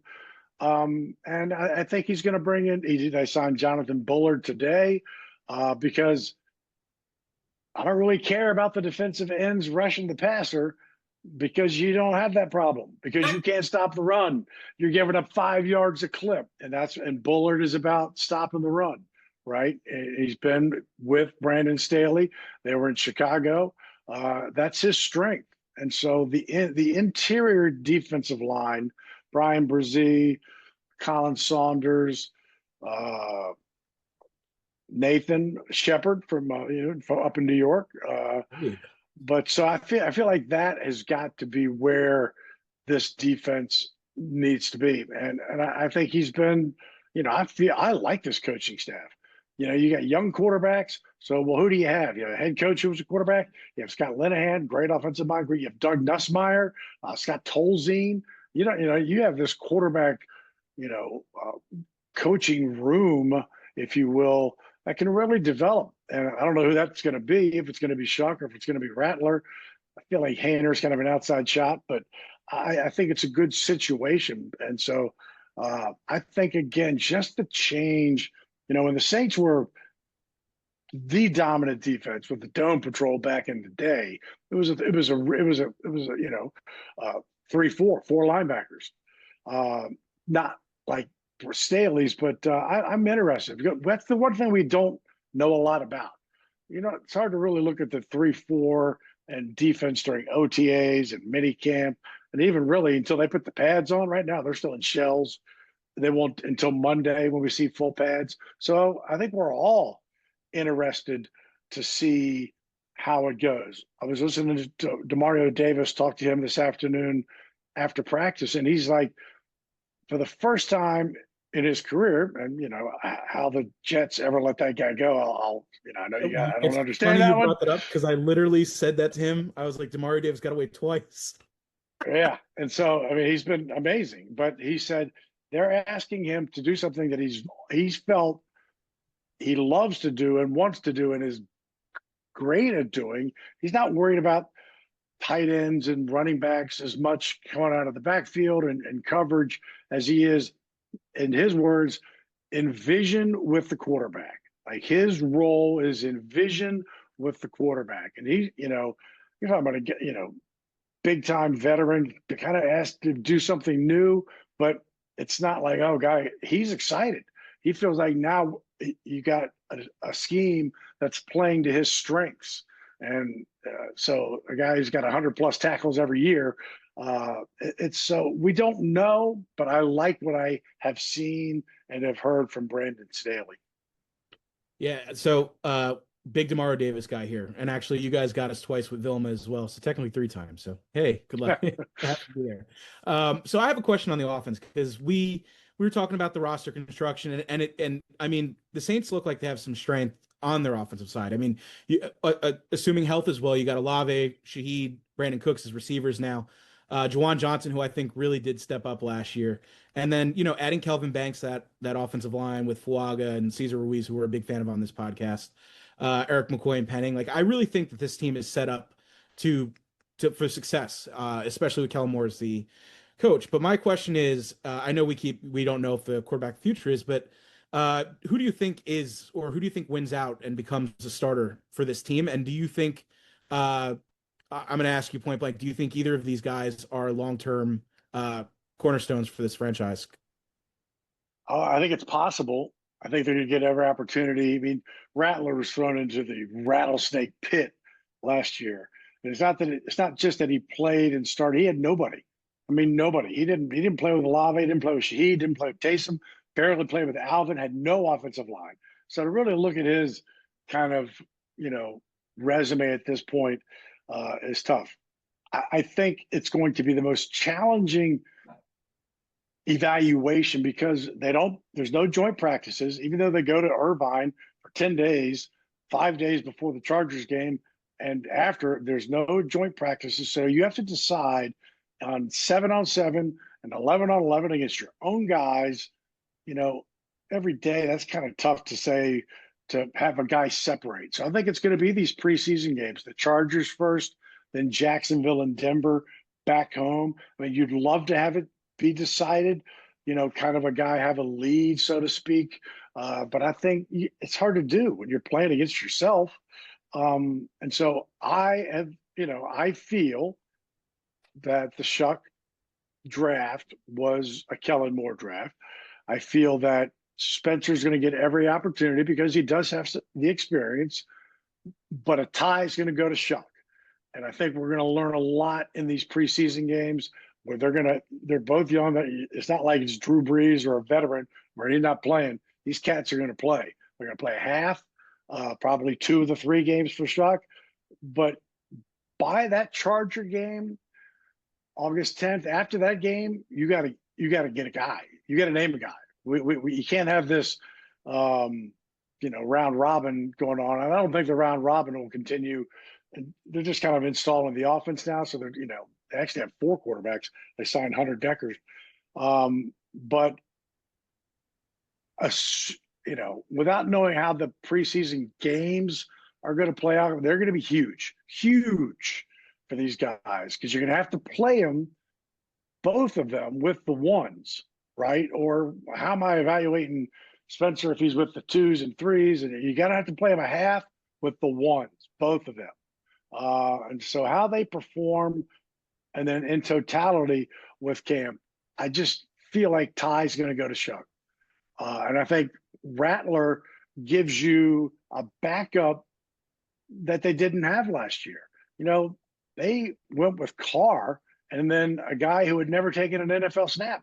In either one, Hayner or Rattler. So I think it's going to be Shuck unless things go haywire over the next few weeks. But we're not going to know until the preseason games. Absolutely understood. That I think that's one of those quarterback battles that I'm interested in seeing how it plays out because I do. I have some faith in Rattler. I think he's got some intangibles. I think he's got some skill. And I do not think he was given a fair shake last year. So I'm actually interested to see how that plays out.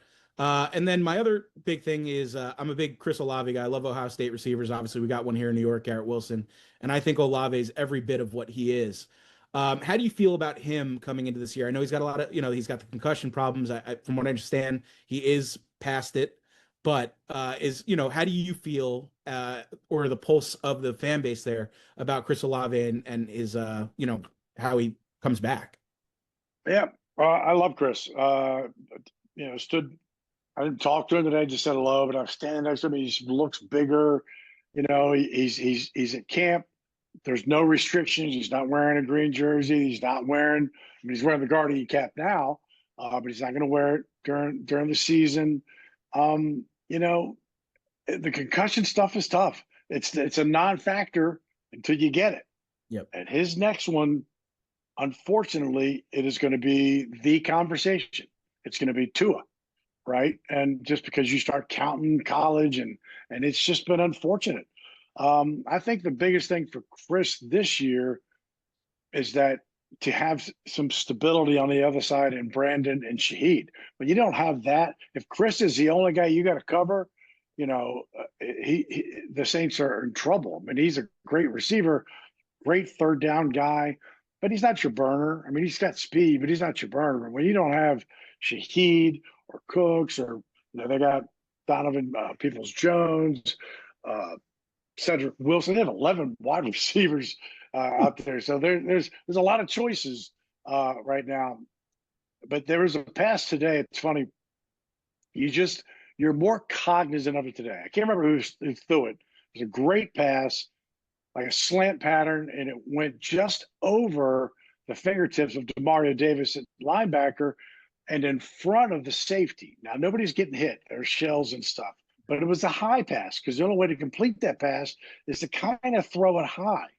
And Olave went up and got it. And, but I think it was Eric Reed. It was just the safety is kind of going, yeah, had this been a game, I clocked you, right? And so you think about it, right? But he's been everything, that they wanted of him. Tough. He wanted to play towards the end of the season, but the concussion stuff is real. And so there's no way around it. You just got to play. You can't play not to get, hurt like that. There's no way to play. But and I hope they, if they can run the ball better, take some pressure off of Olave, then I think the team, because they do have this offensive line, almost all number ones. I think it's important to have a semblance of a running game. Last year was not, and all the offensive line was hurt. Yep. Yeah. You bring up the running game. That was actually going to be my next question. Alvin Kamara, it's actually crazy looking at this because like when you think of like fantasy football and like people talking about like top running backs in the game, even Kamara instantly comes to mind, but he's never had 1,000-yard rushing season. I mean, he had when he first got into the league 3 straight 81 catch seasons, which he became known for. He was so electric when he caught the ball, and then he had an 83 catch season. I mean, Pro Bowler his first 5 seasons. Offensive Rookie of the Year was always on the AP second teams. I believe he made a few times. Just electric, and he was recognized for it. But 3 straight seasons without accolades. 2 years ago he was only at 694 rushing yards, but I think there was injuries that have trickled in for him.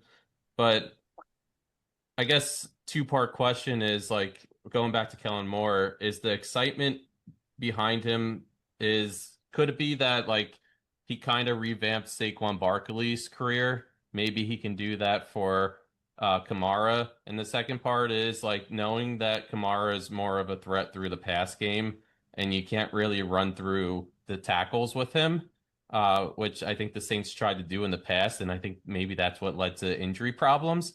Does that put more of an emphasis on like either Kendre Miller or Cam Akers stepping up? Yeah, or Devin Neal, the kid out of Kansas that they signed. He's going to be a steal for where they got him. Alvin, by the way, his birthday's Friday, turns 30. Happy I birthday, always Alvin. I know training camp by Alvin's birthday. I know it's Alvin's birthday. We're in camp. He looks, he has the ability to turn it on and turn it off. His first few years, man, that was a lot of Drew. That was a lot of Drew screen passes, a lot of Drew dump offs. And the Saints screen game is not the offense that it was. They don't rely on it. He's had no help on the offensive line, very little help in the backfield. Kendre Miller didn't get it through. Kendre Miller on farther in this training camp than he did last year. He got hurt warming up of the first practice in training camp last year. That's tough.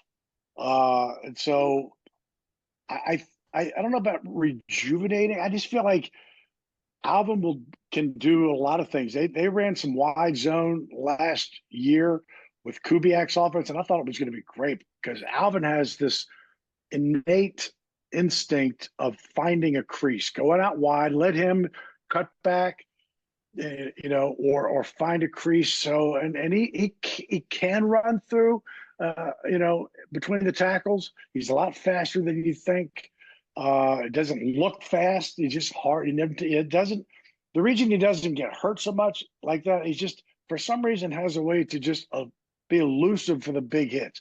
He'll get hit, but not the big ones. So I think Akers and Miller and Neal. I feel like Alvin needs to be a part of the offense and not the offense. I felt like in the last 3 years it's been, all right, Alvin and Taysom, you're it. Go do it for us, right? And at 30, he looks the same to me as he did 4 years ago. You got to get him the ball. You got to get him the ball in space. And so I don't look for anything. I mean, look at last year. I mean, last year was the closest he's gotten to 1,000 yards, and he got hurt. He didn't play the full season, or he'd easily gotten it. So I hope he does get it. I mean, 1,000 yards doesn't mean anything like it used to when there were 14 games. Yeah. But I hope he does get it. He spoke today after practice. He doesn't speak very much, but when he does, man, people listen. He doesn't say a lot, but he means it. And he's kind of the heart and soul of that offense. Yeah. And we talked a lot about offense. I'm going to ask one more question, and then we'll wrap this up. I wanted to get a defensive question in because, first off, the Honey Badger retired yesterday.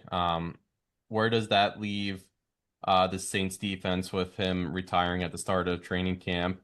And the second part is, to me, that this is kind of an older group. Or the players that they'll rely on are older. Cam Jordan, it's been with the team forever. You already talked about Demario Davis, Chase Young. Some guys that are younger that you can rely on. I'm excited about Kool-Aid, McKinstry. Julian Blackmon's a good player. Pete Warner. Was he the leading tackler on the team? He might have been. I know he had a good season last year.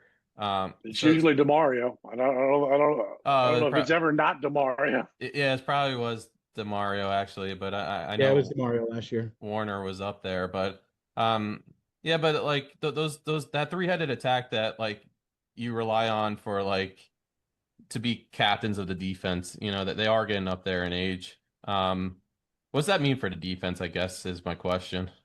Yeah, for the Matthew thing was tough, right? I mean, day before, they said they weren't totally surprised, but a little surprised. It's just the timing of it. But, Tyron's a great player. It was going to be his 13th year, but he was going to have some open opportunities for some of these younger guys, Jonas Sanker, who they drafted. So, and to me, Cam Jordan is going to play a smaller role. And so when people are, this old defense, and I'm going, well, kind of, now that Tyron's gone, and I don't care how old Demario Davis is, the guy's got 100-plus tackles. He hadn't lost a step, but I think Cam is not going to be, might be more Carl Granderson and Chase Young and, Brian Brzee. I feel like we lock in to Taysom, Carr, Tyron, Cam, and we go, we got this old, but they're not really, those guys aren't on the team hardly anymore. Taysom's not going to be ready. Cam, lesser role. Tyron gone. Carr gone. So I do feel like it's more of a younger, probably defense than they get kind of credit for. We'll see more 3 linebacker set. Warner was really kind of a 4-2-5 last year. There's a lot of openings. The secondary to me is where they have some depth issues, and they're signing Julian Blackman today. I mean, is pretty strong to get a guy the day after Tyrann Mathieu retires to get a Julian Blackman.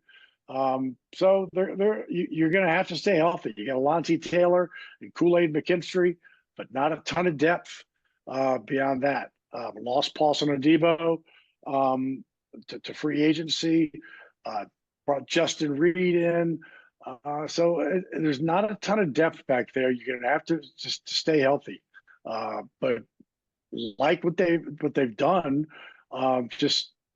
injury wise, it was positional.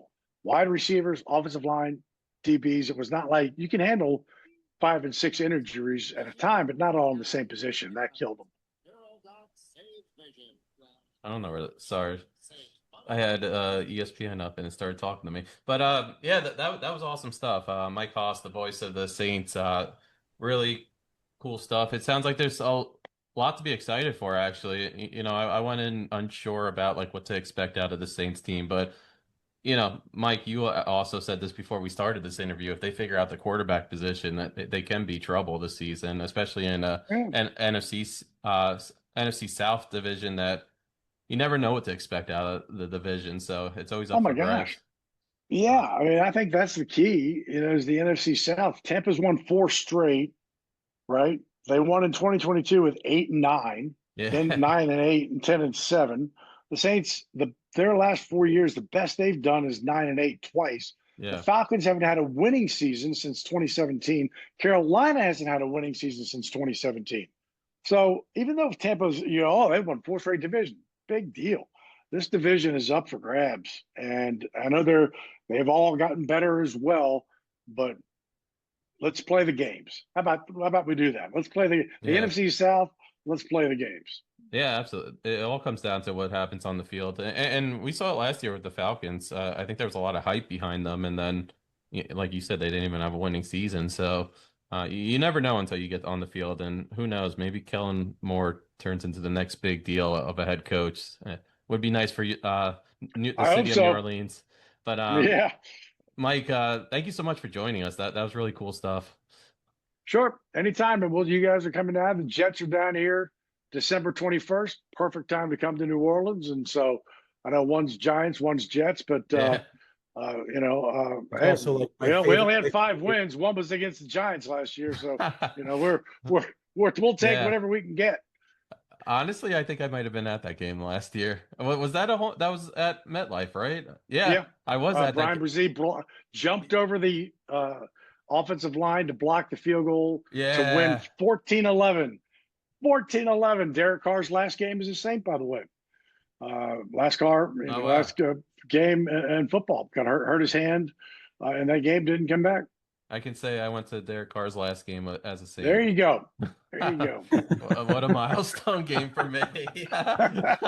But Mike, put it on our calendars. December.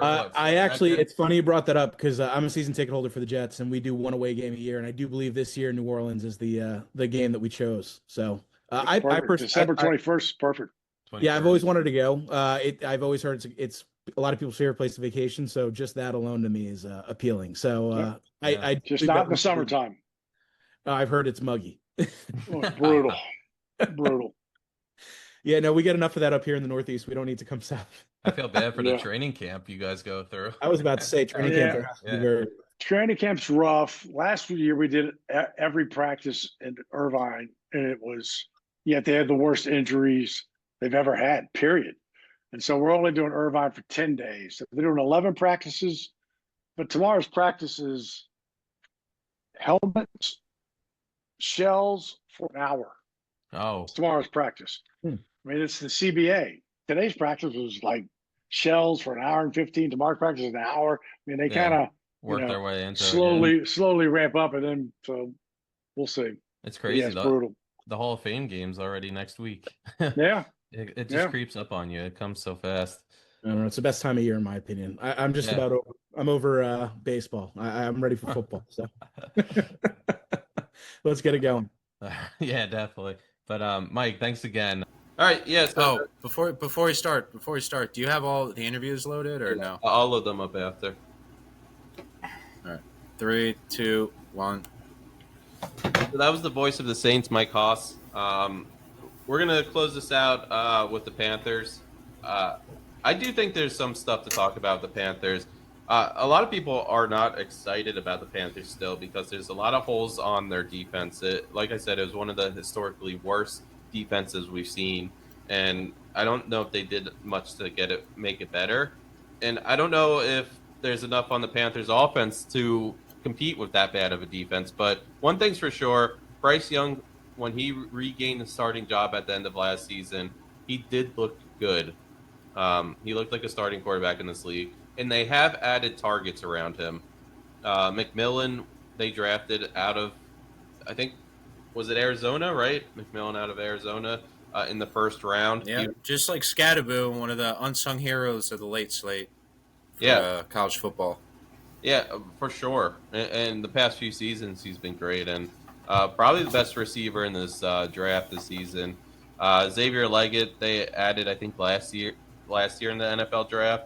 I mean, Hubbard, we've talked about him already. He stepped up big time last year. He was one of the better running backs in the league. There's still Adam Thielen, Jimmy Horn Jr. from Colorado, so Deion Sanders player.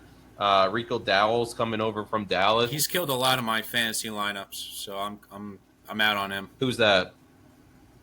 Joe Horn Jr. Is it Joe Horn? No, you're thinking of someone else. Jimmy Horn Jr. is a Oh, no. Rico Dowell. Joe Horn's on the Saints. Sorry. Rico Dowell may have killed your fantasy lineups in the past. But, yeah, I mean, promise on the offense, I guess. Would you say that? Yeah, it's crazy looking back at some of these highlights just to try to research this. There's usually like 70 to like 100 like little stories that develop throughout the season. In the moment, you think they're such a big deal, and then when the season's over, you remember like 10 of them. I completely forgot about like Andy Dalton taking over and them like having a spark, and then I sort of remembered Bryce Young coming back, but I didn't realize like I think they took the Chiefs to overtime. Like they played the Chiefs like really really close. They played the Buccaneers really really close. I think that was an overtime game, and then they beat the Falcons, which I knew was a close game. I just thought maybe Atlanta won. But, yeah, just to stay in theme with forgetting about the Saints starting 2-0 with that explosion. And then, obviously, like how big of a deal Kirk Cousins was, to start the year. But, yeah, I actually haven't third in the division. I actually am kind of shocked at how well Bryce Young played coming back for, like, the home stretch. It's like him and Adam Thielen were, like, seemed like one of the best third down conversion duos in the league, coming down like the last 4 or 5 games. So I have them 7-10, I guess. Wow, that's a big uptick. So 6-11. Sorry, that was too aggressive. 6-11.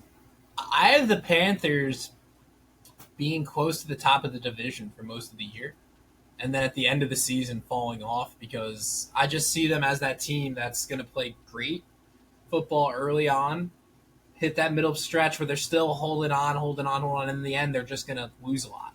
Like I see them probably lose. I didn't even look at their schedule, but I can see them, being 7-6 probably, and then losing like their last 4 games to end the season.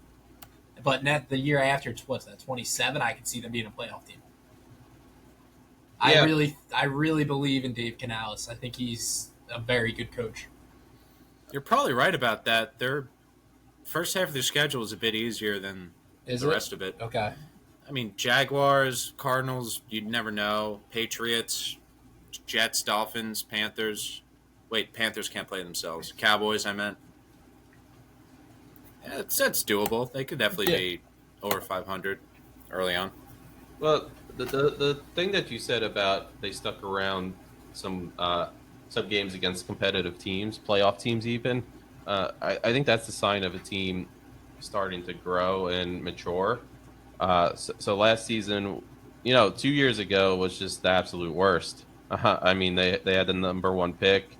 Actually, they traded for the number 1 pick, but still, and that's the storyline that was going to haunt them if Bryce Young couldn't form into a respectable starting quarterback in the league.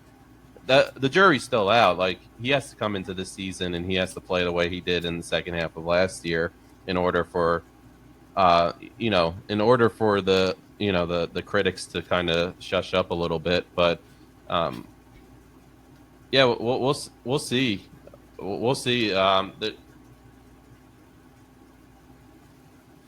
You're still on with us, Steve.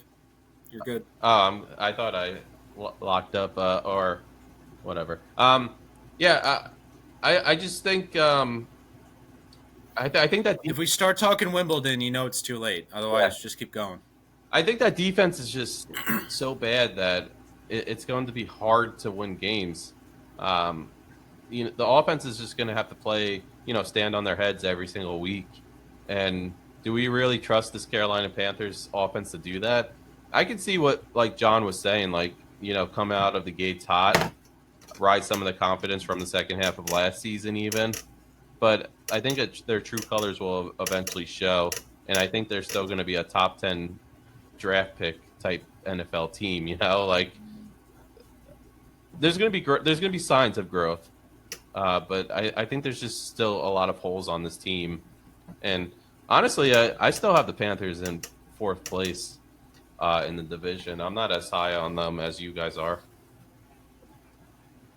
I'm thinking 12 wins now.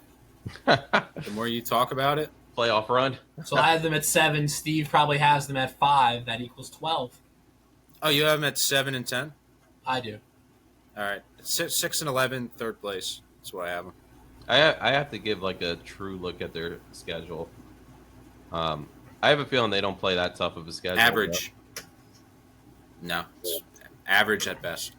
They could probably squeak out 5 or 6. But that's using last year's teams. It depends though. If Bryce Young comes out and in a month. I mean, it depends on the quarterback play. That's all I'm saying. If he comes out and he's good, then that team can definitely do what John's saying and win 7-8 games. But yeah, why don't we send it over to our last interview, which was Aaron Schatz. He did a lot of fantasy football takes, but also talked about some of the players on the team and in the division, and then we'll close it out with our rundown of the show. Awesome. So yeah, we're going to continue the NFC South preview. We have Aaron Schatz here. I want to talk early on about the Carolina Panthers first, because we had representation from the 3 other teams, but we got pretty in depth with them, if that's okay with you. And specifically, obviously, a lot of the centerpieces on teams is the quarterback position. And we know the saga between Bryce Young the past 2 seasons, where rookie season was a little bit of a uphill battle. Last season, he actually got benched at one point, but then came on and was rather successful at the end of the season. What's your thoughts on the handling of Bryce Young altogether by the team and his progression at the end of last season going into this season? It kind of worked. I mean, he came back and he was better. He was not the worst quarterback in the league. Now, he wasn't as much better as people think, right? Yeah. I think people overstate the importance of how good he was in the second half. And here's the other thing that our research has shown. Improvement in the second half of the season does not predict that you will be better the next year. I know that's counterintuitive, especially with young players. You would think that improvement in the second half carries over, but it doesn't. You have to look at the whole year, and the whole year is still fairly bad because he was so bad at the beginning of the year. So, I mean, there's hope. You certainly can see a path for Bryce Young to be an above-average quarterback. I just don't think it's as likely as Panthers fans feel that it is. I don't think it's happened yet like some Panthers fans feel that it has. What do you think Panthers fans and the organization have to see from Bryce Young this season to consider it a growth season for him and, consider it going in the right direction? I think they want him to be above average. I mean, I think they want, the sack rate to continue to drop. It dropped a lot last year. I think they want the interceptions to continue to drop. They dropped a little bit last year. I think they want him to get the ball more consistently downfield. Like he can get it downfield, but like higher completion rate, I think. He's had low completion rates compared to expected for the type of throws that he throws. And then just overall to be an above average quarterback would show you a big step forward. Yeah, and it's obvious that the Panthers wanted to try to build around him. They've like revamped their whole, I guess, wide receiver, running back position. I guess you could say Hubbard was a bit of a surprise last season. I don't know if too many people expected him to go off the way that he did, but he was very good. Yeah, very good. And they brought in, they drafted Xavier Leggett. They obviously drafted a wide receiver in the first round this year. So there's been a big emphasis on revamping that team around Bryce Young. Do you think it's been enough what they've done? Like Hubbard was a real plus last season. Obviously, they brought in 2 receivers, I think, the past 2 drafts, right? Do you like the 2 receivers that they've drafted? Leggett, got some play. McMillan is a really interesting prospect. There's certain things he's really, really good at.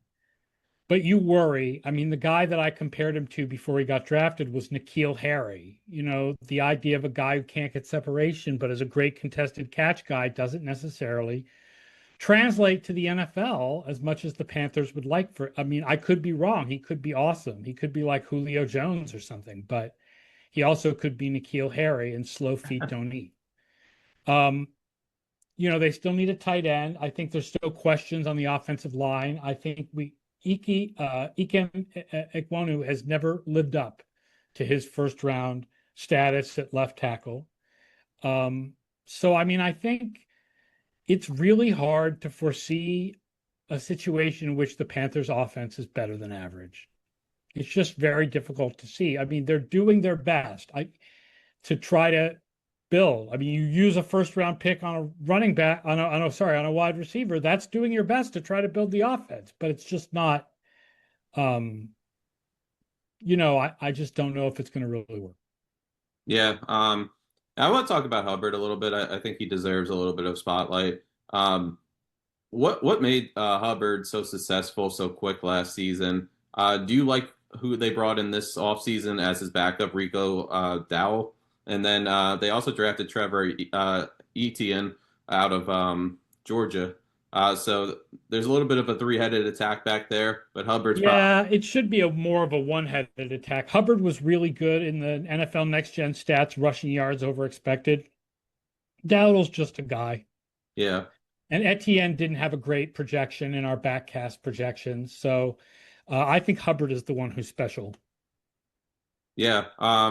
He certainly is. And I saw on your projections, you projected the Panthers to be the 32nd team in the league. We have them in last place, sad to say. What factors into that, mind I ask? I mean, everything I've just said about the offense, combined with the fact that this was the worst defense in the league last year, and they didn't do that much to get better. They added some guys, but they didn't add anybody who you think is a star unless you count Derek Brown coming back from injury. There's a couple of interesting edge rushers and a 4th-round safety, and then some free agents like Trevin Moehrig and Tershawn Wharton, and it doesn't make you feel like there's a big step forward coming from this defense.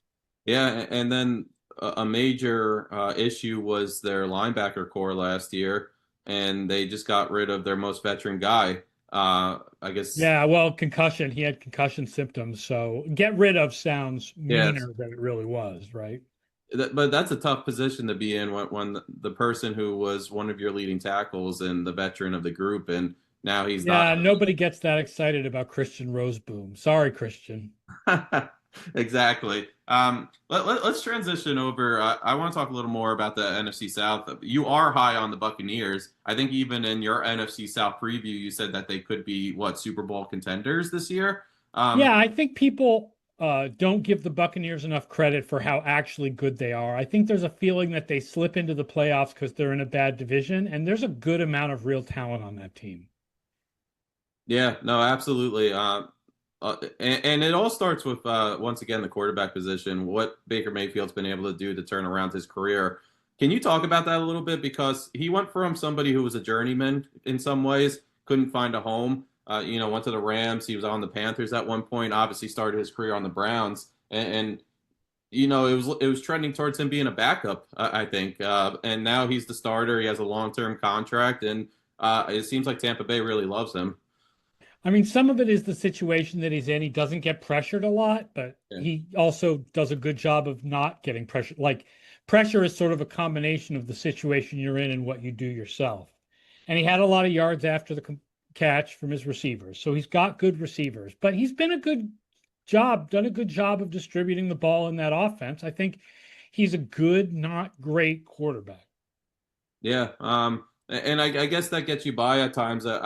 What were they, above 30 points a game last season? I think I saw. I mean, the negative is the interceptions. He has a lot of interceptions and throws that could be interceptions. Absolutely. And they have two veteran receivers, Mike Evans, Chris Godwin. Obviously, both have dealt with their injuries in the past. Do you think that factored in to the direction that they went in this draft? Is they brought in two receivers? Are they starting to think about like what injuries could mean or the future for this organization in some ways?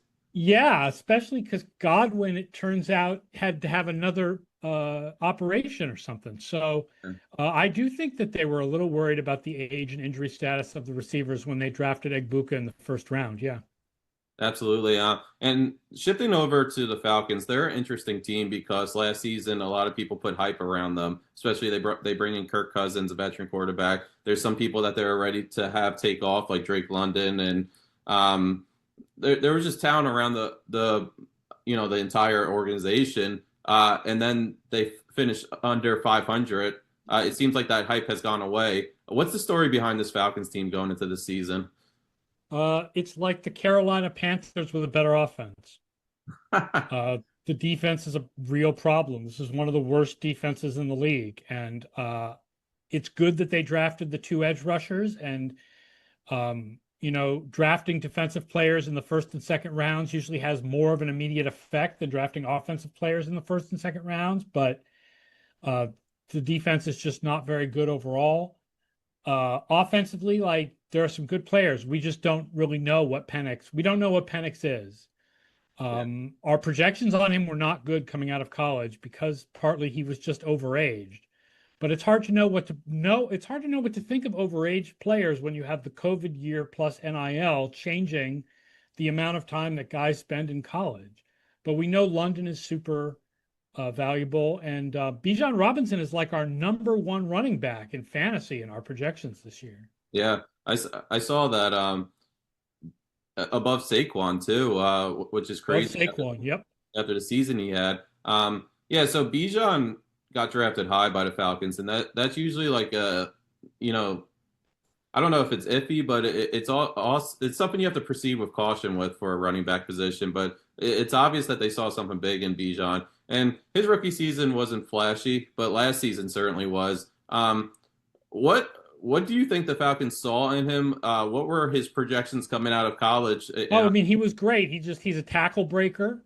He breaks a lot of tackles. Yeah.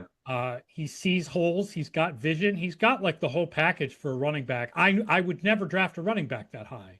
Yeah. There's just too many good players at the running back position. You can get a good player later in the draft, but Bijan is very good. No, he is. And the other one we talked about, Drake London, do you think he has the ability to get into that top tier of receivers? If he has a top tier quarterback, yeah, I do think he has that ability. He's very good. Yeah. Yeah, I agree. And what do you think the story on Kyle Pitts is this season? Yeah, that just never happened. It just he sort of stagnated after the first year, and I wouldn't be surprised if they traded him in the preseason, but otherwise I think, he'll get 600 or 700 yards and then we'll all move on with our lives next year. Sure. And the last team in the organization, they're not getting much conversation, but the Saints, they still have some players on their team, Olave, Kamara. Is there anyone that you're big on going into the season? No. I mean, look at the Saints cap. Like 6 of the top 10 players are guys who don't play for them anymore. Yeah. Like it's really bad. They have so much dead money from players who aren't on that team. Like they finally, like there were injuries last year, but they also hit the wall. I mean, Chris Olave is a good player if he can stay healthy, and Shaheed is a underrated player if he can stay healthy. But who's getting them the ball? Like a 26-year-old rookie quarterback? Like, ugh. Yeah. Yeah. Did you think he should have been drafted that high? It felt like it was a little bit of a reach, considering there It was. felt like a little bit of a reach, but I understand why. I mean, the Saints had to get a quarterback, and they felt he was the best one at that point. I would have gone with Shedeur Sanders, but all right, they did it. And Derek Carr was underrated. Derek Carr was an above average quarterback, not a lot above average, but in a world where we feel like everyone is either elite or sucks, it was hard for him to be kind of good, but he was kind of good. It's a big step down from that. Yeah, absolutely. I mean, they would have been stuck with Ritter. That would have been tough. What did you see in Sanders, though? Because a lot of people were surprised, obviously, that he got dropped so far. And then he was the second quarterback picked by the Browns, which was surprising. But what are your? I know we're talking NFC South, but you did mention him. He definitely seems like he would be good in a well-managed offense that was based on timing routes and shorter throws, more of a West Coast offensive type of guy. And I think that fits what Kellen Moore does. Absolutely. Yeah. Kellen Moore. I think it fits what Stefanski does too, honestly. But I don't know what they're going to do in Cleveland with all the quarterbacks. Yeah, it's a crowded room in Cleveland, and who knows if they want to go veteran or with one of the rookies. It's hasn't been seen yet, but yeah. I guess my last question. I want to ask about Alvin Kamara, just because I was looking the other day. He's never had a 1,000-yard rushing season. He's always been big, several, I think 4 or 5 80-plus catch seasons, and that's what he's made a career out of. But do you think there's anything left in the tank for him? And what has the last few seasons shown for him? I mean, he was better in 2023 on an efficiency basis than he was the couple of years before that, and he's still a good receiver. But yeah, he's 30. It's on the way down. There's no question about it. Like he's kind of he's just another running back at this point. Absolutely. Well, that was awesome stuff. That was Aaron Schatz, FTN Fantasy, creator of the DVOA and ESPN Plus NFL analyst. But thanks a lot for joining us today. All this stuff, all of our previews, everything about all 32 teams, fantasy projections, all of it is in our new book, FTN Fantasy, FTN Football Almanac. It's called the Football Almanac 2025, which you can either get at Amazon or on our site, ftnfantasy.com/almanac.